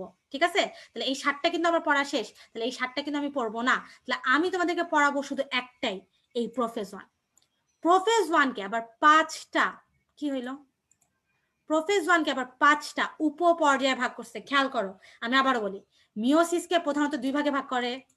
মিওসিস 1 বা 2 কে প্রত্যেকটাকে আবার 4টা উপপর্যায়ে ভাগ করে, সরি 4টা পর্যায়ে ভাগ করে। আর প্রোফেজ 1 কে 5টা উপপর্যায়ে ভাগ করে। এইটা আজকের আমার এখন লাস্ট পড়া, leptotene, zygotene, pachytene, diplotene, diakinesis. আবার বলি, leptotene, zygotene, pachytene, diplotene, diakinesis. Start করব লেপটোটিন দিয়ে। পিচ্চিরা আবারও কিছু ওয়ার্ড গেম, পুরা ওয়ার্ডের খেলা, যা বলবো জাস্ট এখনই মুখস্থ করবা। ওকে, দেখো আমি দেখা দিচ্ছি। তাহলে মিওসিস 1 কে 4টা পর্যায়ে ভাগ করছে, প্রোফেজ 1, মেটাফেজ 1, অ্যানাফেজ 1, টেলোফেজ 1। আর প্রোফেজ 1 কে আবার 5টা উপপর্যায়ে ভাগ করছে। এই যে 5টা উপপর্যায়ে ভাগ করছে, leptotene, zygotene, pachytene, diplotene, diakinesis. কারা জানি মনে রাখতো এটা কিভাবে জানি, লাজাপিড নাকি লাজাপিডাডা, এরকম দিয়ে, মানে লেপটোটিন, জাইগোটিন, লাজা, প্যাকাইটিন, পি ডাডা, না পি ডাডা, এভাবে মনে রাখতো, মানে লাজাপিডাডা, leptotene, zygotene, pachytene, diplotene, diakinesis. এইটা স্টার্ট করতেছি পিচিরা লেপটোটিন দিয়ে। লেপটোটিন থেকে আমি কয়েকটা ওয়ার্ড বলবো, শুধু ওই ওয়ার্ডগুলোই দাগাবা। এখানে মনে রাখবা লেপটোটিনের ক্রোমোজোমগুলো অনেক, আমি ছবিতে আসবো, লেপটোটিনের ক্রোমোজোমগুলো অনেক চিকন থাকে, সুতার মতো থাকে। দেখো এই যে এরকম থাকে, লেপটোটিনের ক্রোমোজোমগুলো এরকম চিকন সুতার মতো থাকে। এই চিকন সুতার গায়ে এরকম দানা দানা জিনিস দেখা যায়। এই দানা দানা জিনিসকে কি বলে জানো? ক্রোমোমিয়ার। কোয়েশ্চেন কিন্তু থাকে, ক্রোমোমিয়ার ক্রোমোমিয়ার কোন উপপর্যায়ে দেখা যায় লেপটোটিনে? তাহলে একটা ওয়ার্ড ক্রোমোমিয়ার। এই যে মানে চিকন চিকন ক্রোমোজোম গুলো থাকে, এটা এমন ভাবে সাজানো থাকে যেন মনে হচ্ছে কি একটা ফুলের তোড়া। দেখো মনে হচ্ছে একটা ফুলের তোড়া, ফ্লাওয়ার বুকে, ফ্লাওয়ার বুকে। তাহলে ক্রোমোজোম গুলো কোন মানে কোন উপপর্যায়ে ফুলের তোড়ার মতো সাজানো থাকে বা ফ্লাওয়ার বুকের মতো সাজানো থাকে? লেপটোটিন। এরা এমন ভাবে বিন্যস্ত মনে হচ্ছে কি একটা পোলকে কেন্দ্র করে আছে, তাই না? তো এই বিন্যাসটাকে বলে পোলারাইজ বিন্যাস। পিচিরা এই যে আজকালকার প্রেমে দেখো না, এই যে ছেলেরা মেয়েরা এই যে রিলেশনশিপে যায়, আর কিছুদিন পর পর 6 month anniversary, 1 month anniversary, 2 month anniversary, তারপরে ওই যে ছেলেরা হাঁটু এরকম, নাও তোমার জন্য ফুলের তোড়া। এখন থেকে তোমরা বলবা নাও তোমার জন্য লেপটোটিন। তোমাদের সবাইকে লেপটোটিনের শুভেচ্ছা, সবার জন্য লেপটোটিন। ওকে, এখন থেকে বলবা লেপটোটিনের শুভেচ্ছা, নাও ফুলের তোড়া। ওকে, আসেন তাহলে আমি লেপটোটিন থেকে 3টা ওয়ার্ড বলছি, কি কি? ক্রোমোমিয়ার, ফুলের তোড়া বা ফ্লাওয়ার বুকে, এবং পোলারাইজ বিন্যাস। এই যে পোলারাইজ বিন্যাস, টোটাল 3টা, ক্রোমোমিয়ার, ফ্লাওয়ার বুকে, পোলারাইজ বিন্যাস। এটা হলো লেপটোটিন। চলে যাচ্ছি এবার জাইগোটিন। জাইগোটিন, মানে সেকেন্ড ওয়ার্ড। জাইগোটিন আমি দুইটা জিনিসই মনে রাখবো। এখানে একটা হোমোলোগাস ক্রোমোজোম আছে, মনে রাখবো হোমোলোগাস ক্রোমোজোম মানে যেসব ক্রোমোজোম বংশ বৃদ্ধির জন্য কাছাকাছি আসে। তার মানে ধরো মায়ের কাছ থেকে একটা ক্রোমোজোম আসলো, বাবার কাছ থেকে একটা ক্রোমোজোম আসলো, এই যে দুটো ক্রোমোজোম কাছে আসে, দুইটা ক্রোমোজোমের কাছে আসার প্রক্রিয়াটাকে বলে সিন্যাপসিস। পিচিরা কাছে আসার প্রক্রিয়াকে, এই যে কাছে আসো, কাছে আসো, এটা কাছে আসার প্রক্রিয়াটাকে বলে সিন্যাপসিস। কাছে আসার ফলে যে জোড়াটা তৈরি হলো, যে এখান থেকে এটা, এই জোড়াটাকে বলে বাইভ্যালেন্ট। দুইটা ক্রোমোজোম কাছে আসলো, কাছে আসার প্রক্রিয়াকে বলে সিন্যাপসিস, আর যে জোড়াটা হলো এটাকে বলে বাইভ্যালেন্ট। ক্লিয়ার? আমি ছবি দেখাচ্ছি, ছবি দেখা একটু ব্রেক দিব, আজান দিচ্ছে তো, আজানের ব্রেক। দাঁড়াও, প্রফেস পুরোটা বুঝবো না। এই যে দেখো, এটা হলো হোমোলগাস ক্রোমোজোম, এটা প্যাটার্নাল মানে পিতা থেকে আসছে, এটা মায়ের কাছ থেকে আসছে। দুটো ক্রোমোজোম কাছে আসার প্রক্রিয়াকে বলে সিনাপসিস, আর কাছে আসার ফলে এই যে জোড়া হয়, এই জোড়াটাকে বলে বাইভ্যালেন্ট। ঠিক আছে, এটা ছবিতে পরে আসতেছে। আজানটা দিচ্ছে, আমি একটু অফ রাখতেছি। হ্যাঁ, 1 মিনিট অফ, 1 মিনিট তোমাদের ছুটি। যাও, যে যেখানে যা খুশি তাই করো, যাও লেপটোটিন নিয়ে আসো, যাও।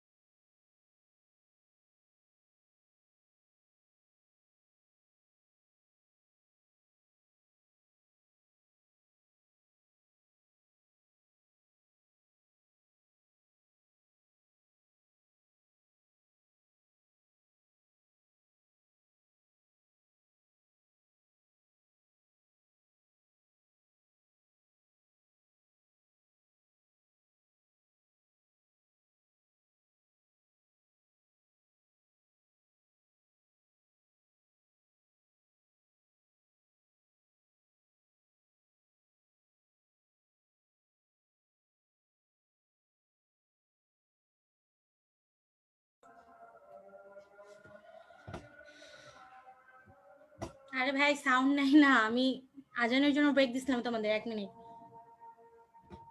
আর সিনাপসিস একই না, সিনাপসিস মানে এই যে দুইটা ক্রোমোজোমের কাছে আসার প্রক্রিয়া, আর সিনাপস হলো নিউরন, ওই যে নিউরনের পার্ট ছিল না, একটা নিউরনের সাথে আরেকটা নিউরনের মধ্যে যে গ্যাপটা ওটাকে বলে সিনাপস। ওকে ওকে আসো তাহলে আমরা লেপ্টোটিন পড়লাম, জাইগোটিন পড়লাম। এবার দেখো কাছে আসলো, জোড়া তৈরি করলো, সবই হলো হইলো না। এবার চলে আসছি প্যাকেটিন। প্যাকেটিন মানে একটু প্যাচ। দেখো এই যে দুটো ক্রোমোজোম কাছে আসলো, কাছে আসার পর এটা কিন্তু বাইভ্যালেন্ট তৈরি করে ফেলছে। প্যাকাইটিনে প্রত্যেকটা ক্রোমোজোম দুইটা করে বাহুতে ভাগ হয়, এই যে প্রত্যেকটা দুটো করে বাহুতে ভাগ হয়। তাহলে একটা বাইভ্যালেন্টে কয়টা বাহু হলো? 4টা না? এই 4টা বাহুর দশাকে একত্রে বলে টেট্রাড। পিছিয়ে কি বলে? টেট্রাড। প্যাকাইটিনে 5টা ওয়ার্ড আছে, 5টা ওয়ার্ড মুখস্থ করবা। তাহলে এই যে একটা বাইভ্যালেন্টে টোটাল কয়টা বাহু থাকে? 4টা। 4টা বাহুর দশাকে বলে টেট্রাড। এই টেট্রাডে একই ক্রোমোজোমের দুইটা বাহু মানে এর এই ক্রোমোজোমের দুইটা বাহুকে বলে সিস্টার ক্রোমাটিড। এটা সিস্টার ক্রোমাটিড, কিন্তু এইটার এটা কিন্তু নন সিস্টার ক্রোমাটিড, তাই না? তো এই প্যাকাটিনের মেইন কাজ হলো জিনের বিনিময় করা, অংশের বিনিময় করা। আমাকে বলো সিস্টারের বিনিময় করে লাভ আছে? এ যদি এর জিন একে দেয় লাভ আছে? দুটো তো একই। অলওয়েজ অংশের বিনিময়, জিনের বিনিময় কাদের হয়? নন সিস্টার ক্রোমাটিডের মধ্যে। এর এই অংশে ভেঙে যায়, এটা এখানে ভেঙে যায়, এদিকে যায়, এদিকে যায়, এবং দুজন ক্রস করে। এই যে ক্রস করে এটাকে বলে, এই ক্রস চিহ্নটাকে বলে কায়াজমা। আর এই কায়াজমার ফলে এই যে নতুন একটা জিনের বিনিময় হলো, এই প্রক্রিয়াটাকে বলে ক্রসিং ওভার। আমি প্যাকাইটিনে 5টা ওয়ার্ড বলতেছি: টেট্রাড, সিস্টার ক্রোমাটিড, নন sister chromatid, chiasma, crossing over. এই জিনিসগুলো এখানে লেখা আছে, দেখো এই যে টেট্রাড, সিস্টার ক্রোমাটিড, নন sister chromatid, chiasma, crossing over. ছবি দেখো, ছবি দেখাচ্ছিলাম তখন। এই যে তাহলে এই যে দুটা বাইভ্যালেন্টের মধ্যে যখন দুইটা বাহু হয়ে গেল, এটাকে এই পুরাটাকে একত্রে বলা হয় টেট্রাড। এই বাহু এই বাহুর সিস্টার, এই বাহু এই বাহুর সিস্টার, কিন্তু এইটা আর এইটা পরস্পর নন সিস্টার। এর এই অংশে ভেঙে যায়, এর এই অংশে ভেঙে যায়, এদিকে যায়, এদিকে যায়, এটাকেই বলে ক্রসিং ওভার। দেখো এদিকে যাচ্ছে, এদিকে যাচ্ছে, ক্রসিং, সরি কায়াজমা। এই এক্স কে বলে কায়াজমা। এর ফলে নতুন যে জিনিসটা মানে জিনটা তৈরি হলো, এটাকে বলে ক্রসিং ওভার। ঠিক আছে? অলওয়েজ ক্রসিং ওভার নন সিস্টার ক্রোমাটিড হয়। কোন দশায় হচ্ছে? প্যাকাইটিন। এবার আসো প্যাকাইটিনে এরকম জিনের আদান প্রদান শেষ, ফুলের তোড়া দেওয়া শেষ, কাছে আসা শেষ, আদান প্রদান শেষ। এইবার চলে যাচ্ছি ডিপ্লোটিন। এখনকার রিলেশন যা হয়, যে এখন আর তোমাকে আমার ভালো লাগে না, যাও তোমার সাথে আমার কাজ শেষ, যাও ভাগো, এরকম। তাহলে এবার কি হয়?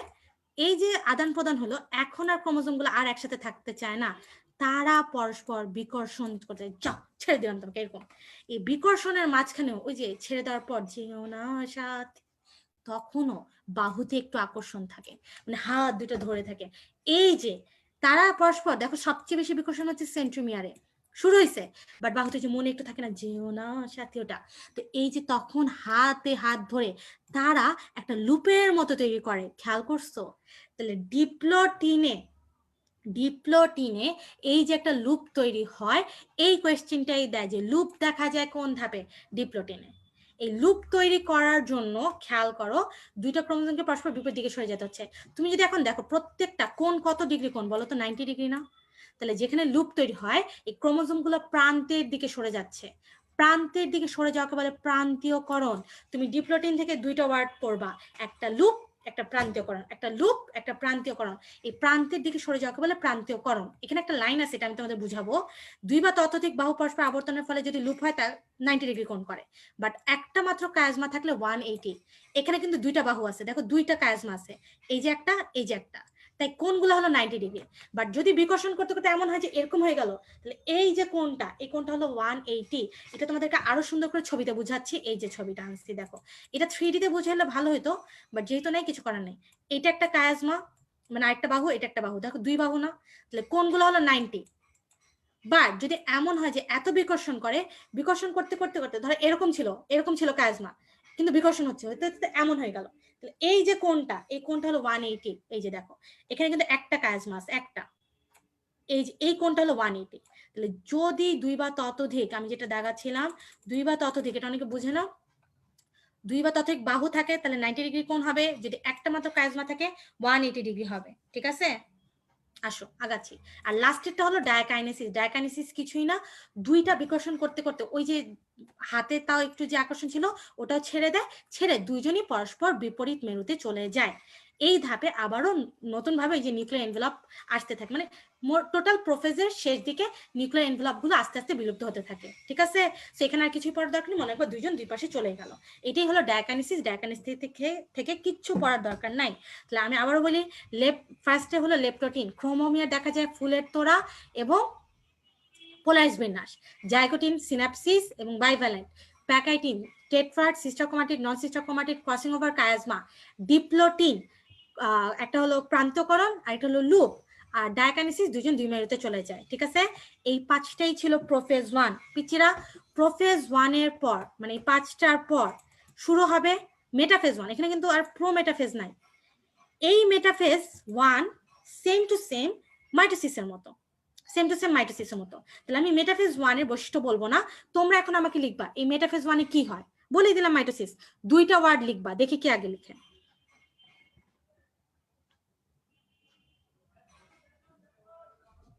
মাইসিস 2 লেস ইম্পর্টেন্ট কি? মাইসিস 2 পড়তেই হবে না, মাইটোসিস পড়লেই মাইসিস 2 হয়ে যাবে।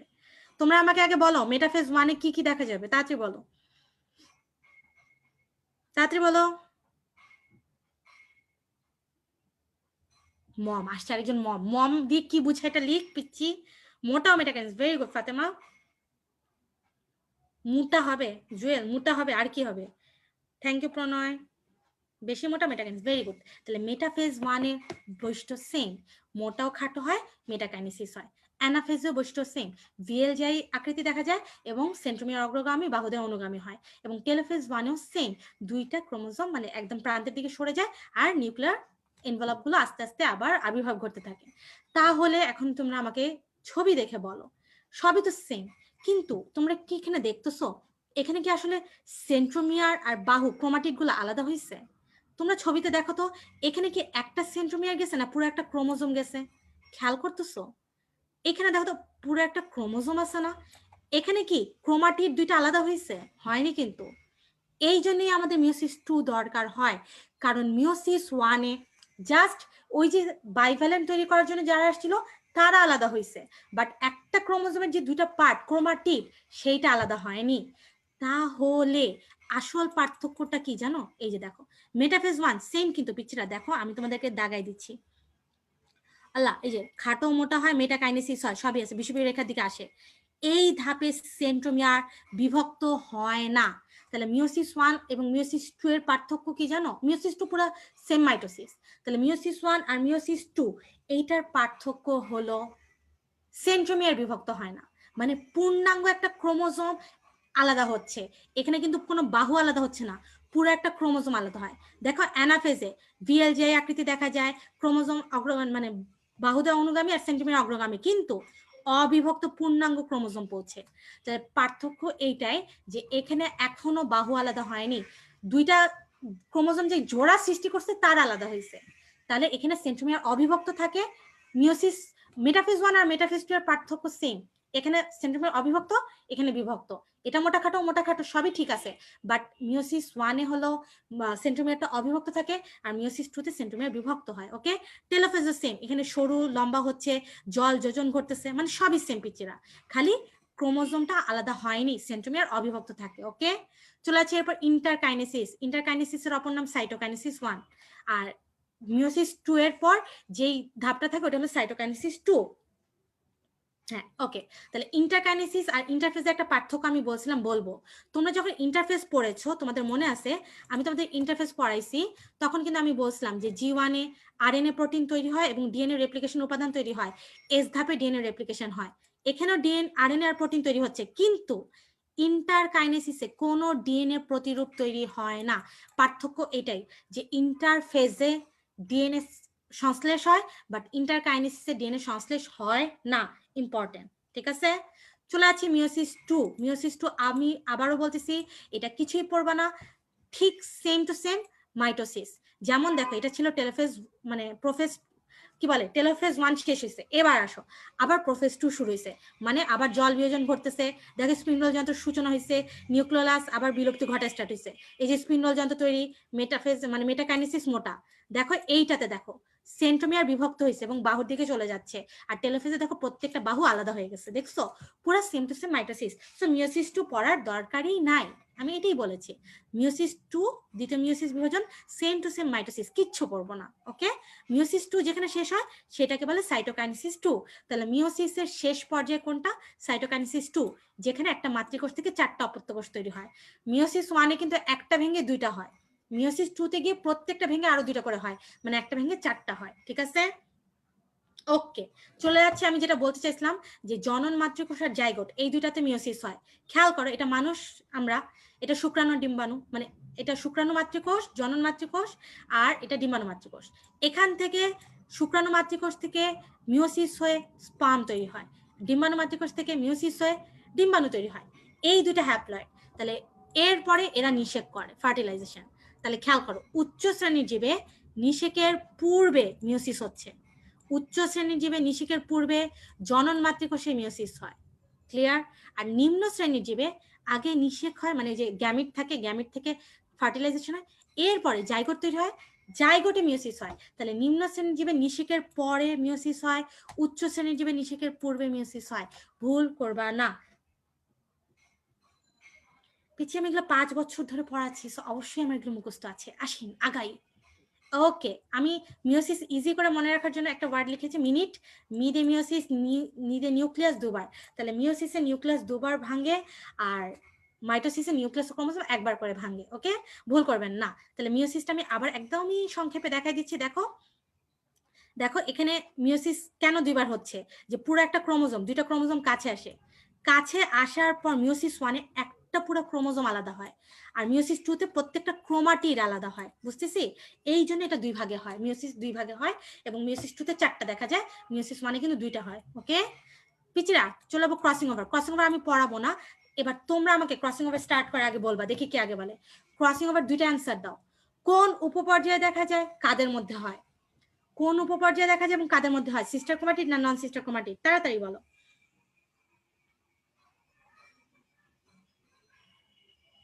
প্রোফেজে তৈরি হয় স্পিন্ডল যন্ত্র, মিওসিসে।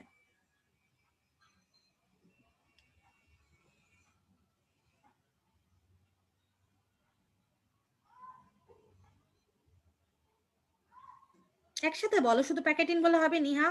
একজন আবার শুধু লিখছে নন সিস্টার, হবে?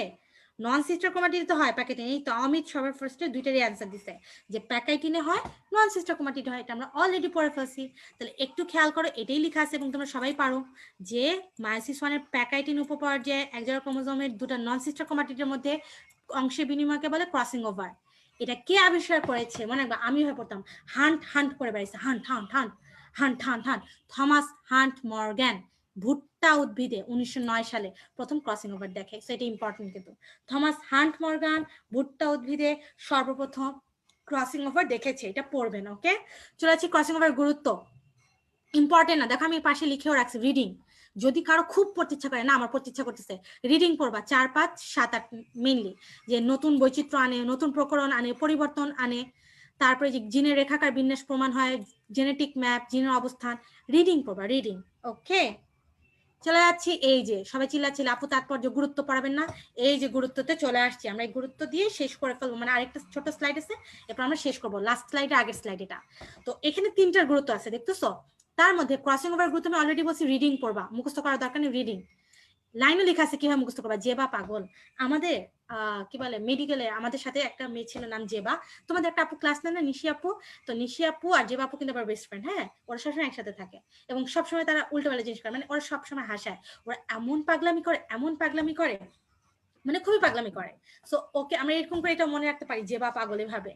প্রত্যেক ব্যাচে এরকম কেউ না কেউ থাকে যে একটু পাগল, তো আমাদের ব্যাচে এরকম আছে জেবা, তারপর নিশি, মানে অনেক মজা করে। ওরা না থাকলে আমাদের লাইফে এন্টারটেনমেন্ট থাকতো না। সো অনেক ইম্পর্টেন্ট। সো জেবা পাগল, যে জিনগত, বদে বৈশিষ্ট্যগত পরিবর্তন, পদে প্রকরণ প্রজনবিদ্যায়, আর গদে, পাগলের গদে গবেষণায় কাজ করে। একবার রিডিং পড়বা, ইম্পর্টেন্ট। ইম্পর্টেন্ট হলো এই দুইটা, মাইটোসিস আর মিওসিসের গুরুত্ব।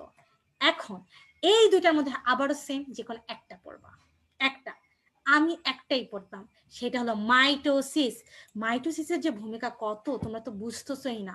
মাইটোসিসের গুরুত্ব মনে রাখার জন্য তোমার বাসার সবচেয়ে ইম্পর্টেন্ট জিনিসটার গুরুত্ব এখন তুমি টের পাবা, বদনা।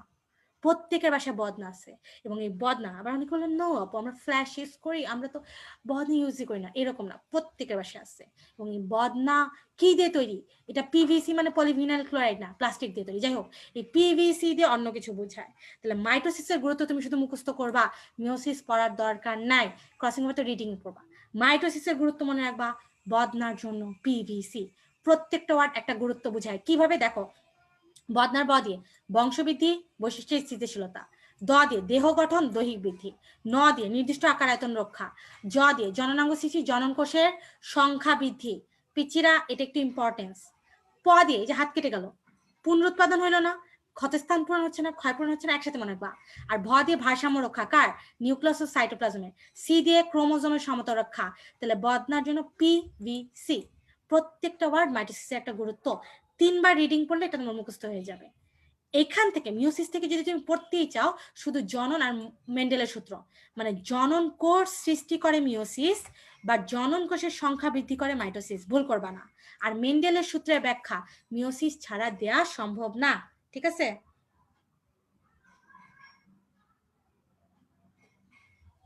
না আমি কেন শেষ হবো? নিশিও জানে যে নিশি মজা করে আর কি। পাগল মিস মজা করা, এন্টারটেনমেন্ট। একটুও শেষ হবো না। নিশি শুনলে নিশি আবার এমন কিছু বলে ফেলবে যেটার জন্য আমি হেসে ফেলবো। ওকে, তুমি কি মনে করছো আমি নিশি ভয় পাই? আসো, তাহলে কি বলছিলাম, বদনার জন্য পিভিসি, এটা দিয়ে মনে রাখবা, শুধু মাইটোসিস পড়লে মিওসিস পড়ার দরকার নেই। পড়লেও শুধু জনন কোষ চিত্র আর মেন্ডেলের সূত্রের ব্যাখ্যা এটা একটু পড়বা। ঠিক আছে? ওকে, কোমায় চলে যাও না, যে কোমা থেকে ব্যাক করো, এটা রিডিং পড়বা আর এটা মুখস্থ করবা। একদম তোমাদের বইয়ের লাস্ট পেজে এরকম মাইটোসিস আর মিওসিসের একটা পার্থক্য দেয়া। এই পার্থক্য তোমরা যা যা পড়েছি তাই, কিন্তু এখান থেকে একটু আলাদা করে 4 নাম্বারটা দেখো। মাইটোসিসের ইন্টারফেস কিন্তু দীর্ঘস্থায়ী, মিওসিসেরটা ক্ষণস্থায়ী, এটা অলরেডি পড়ছি। আরেকজন আমাকে অনেকবার জিজ্ঞেস করছে পর্যায় মধ্যক দশা কি? পর্যায় মধ্যক দশা মানে মাইটোসিসের মেটাফেজ। তাহলে মেটাফেজ দশা দীর্ঘস্থায়ী, এটার আবার স্বল্পস্থায়ী। আরেকটা জিনিস, এইটা ইম্পর্টেন্ট, ডিএনএ রেপ্লিকেশন। আমি অলরেডি বলছি মাইটোসিসের ইন্টারফেজ দশায় ডিএনএ রেপ্লিকেশন হয়, কিন্তু মিওসিসে ডিএনএ রেপ্লিকেশন প্রোফেজ দশায় হয়। এটা কিন্তু আলাদা করে মনে রাখবা।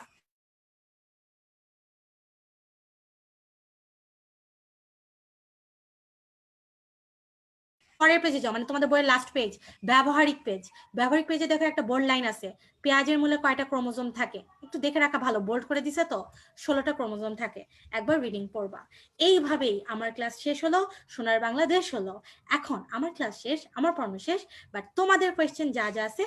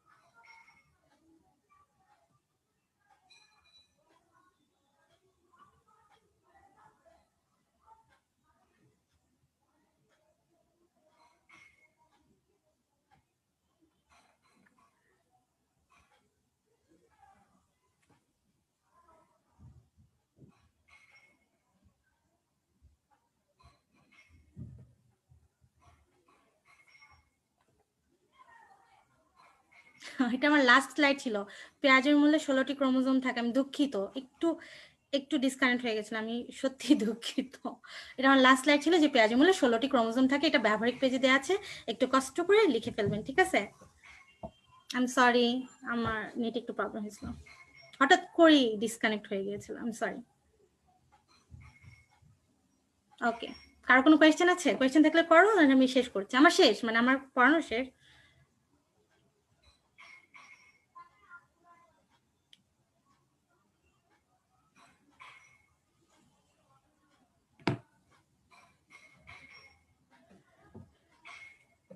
হ্যাঁ, আমি তো বলছিলাম 1 ঘন্টা 40 মিনিট লাগবে, 40 শেষ হয়ে গেছে। কারো কোনো কোয়েশ্চেন? আমি কোয়েশ্চেন দেখতেছি না, আই এম সরি, একটু ডিসকানেক্ট হয়ে গেছিল। লাস্ট স্লাইডে এসে এরকম ডিসকানেক্ট হলে ভালো লাগে। উফ, থ্যাংক ইউ তোমাদেরকে অপেক্ষা করার জন্য। এখনকার জন্য যাব, কিন্তু যাব না, আবার দেখাবে ইনশাল্লাহ। আমি যাচ্ছি, কিন্তু যাচ্ছি না।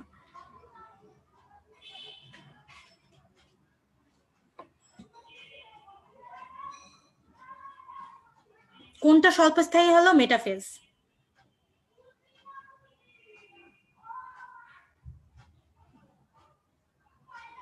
মিওসিসের কোন ধাপে? এটা হলো মানে প্রোফেজ দিবা, মানে যদি তুমি আমাকে অ্যাকচুয়ালি বলো কোনটা দেওয়া উচিত, মিওসিস 1 বললে মেটাফেজ 1, মিওসিস 2 বললেও মেটাফেজ 1 দিবা, মানে যদি দেয়। কিন্তু এরকম কোয়েশ্চেন আসবে না, মিওসিস থেকে আসবে না।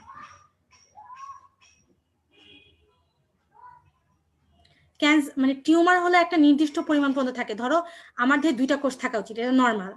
টিউমার হলো 20টা আছে, আর ক্যান্সার হলো 20,000টা আছে। দুটা এটাই পার্থক্য, আর কিছু না।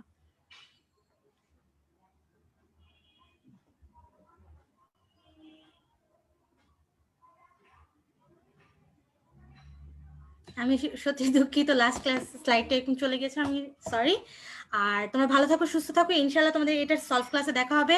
এবং আমি চাই যেন সবাই হাইস্ট নাম্বার পাও, মানে অ্যাটলিস্ট 75 এর মধ্যে 70 আপ পাবা, আর 25 এর মধ্যে 24 পাবা। স্পেশাল এক্সামে 24 লাস্ট নাম্বার হওয়া উচিত, আর রেগুলার এক্সামে 74, সরি 70। ওকে, ভালো থাকো, সুস্থ থাকো। আর এরপরে যদি কারো কোনো কোয়েশ্চেন থাকে এখানে এটাতে কমেন্ট করে আমাকে জানাই দিবা, অথবা বোটানিক কোয়েশ্চেন একটা পার্ট আছে না, কি বলো ওটাকে, কোয়েশ্চেনে, বোটানি কোয়েশ্চেন সেকশন, ওখানে একটু কোয়েশ্চেন করে আমাকে ট্যাগ দিয়ে দিবা, তাহলে আমি অ্যান্সার দিয়ে দিব। ওকে, ভালো থাকো, আমি শেষ করছি, এবার সত্যি শেষ করছি। চলে যাও, আল্লাহ হাফেজ, আসসালামু আলাইকুম সবাইকে।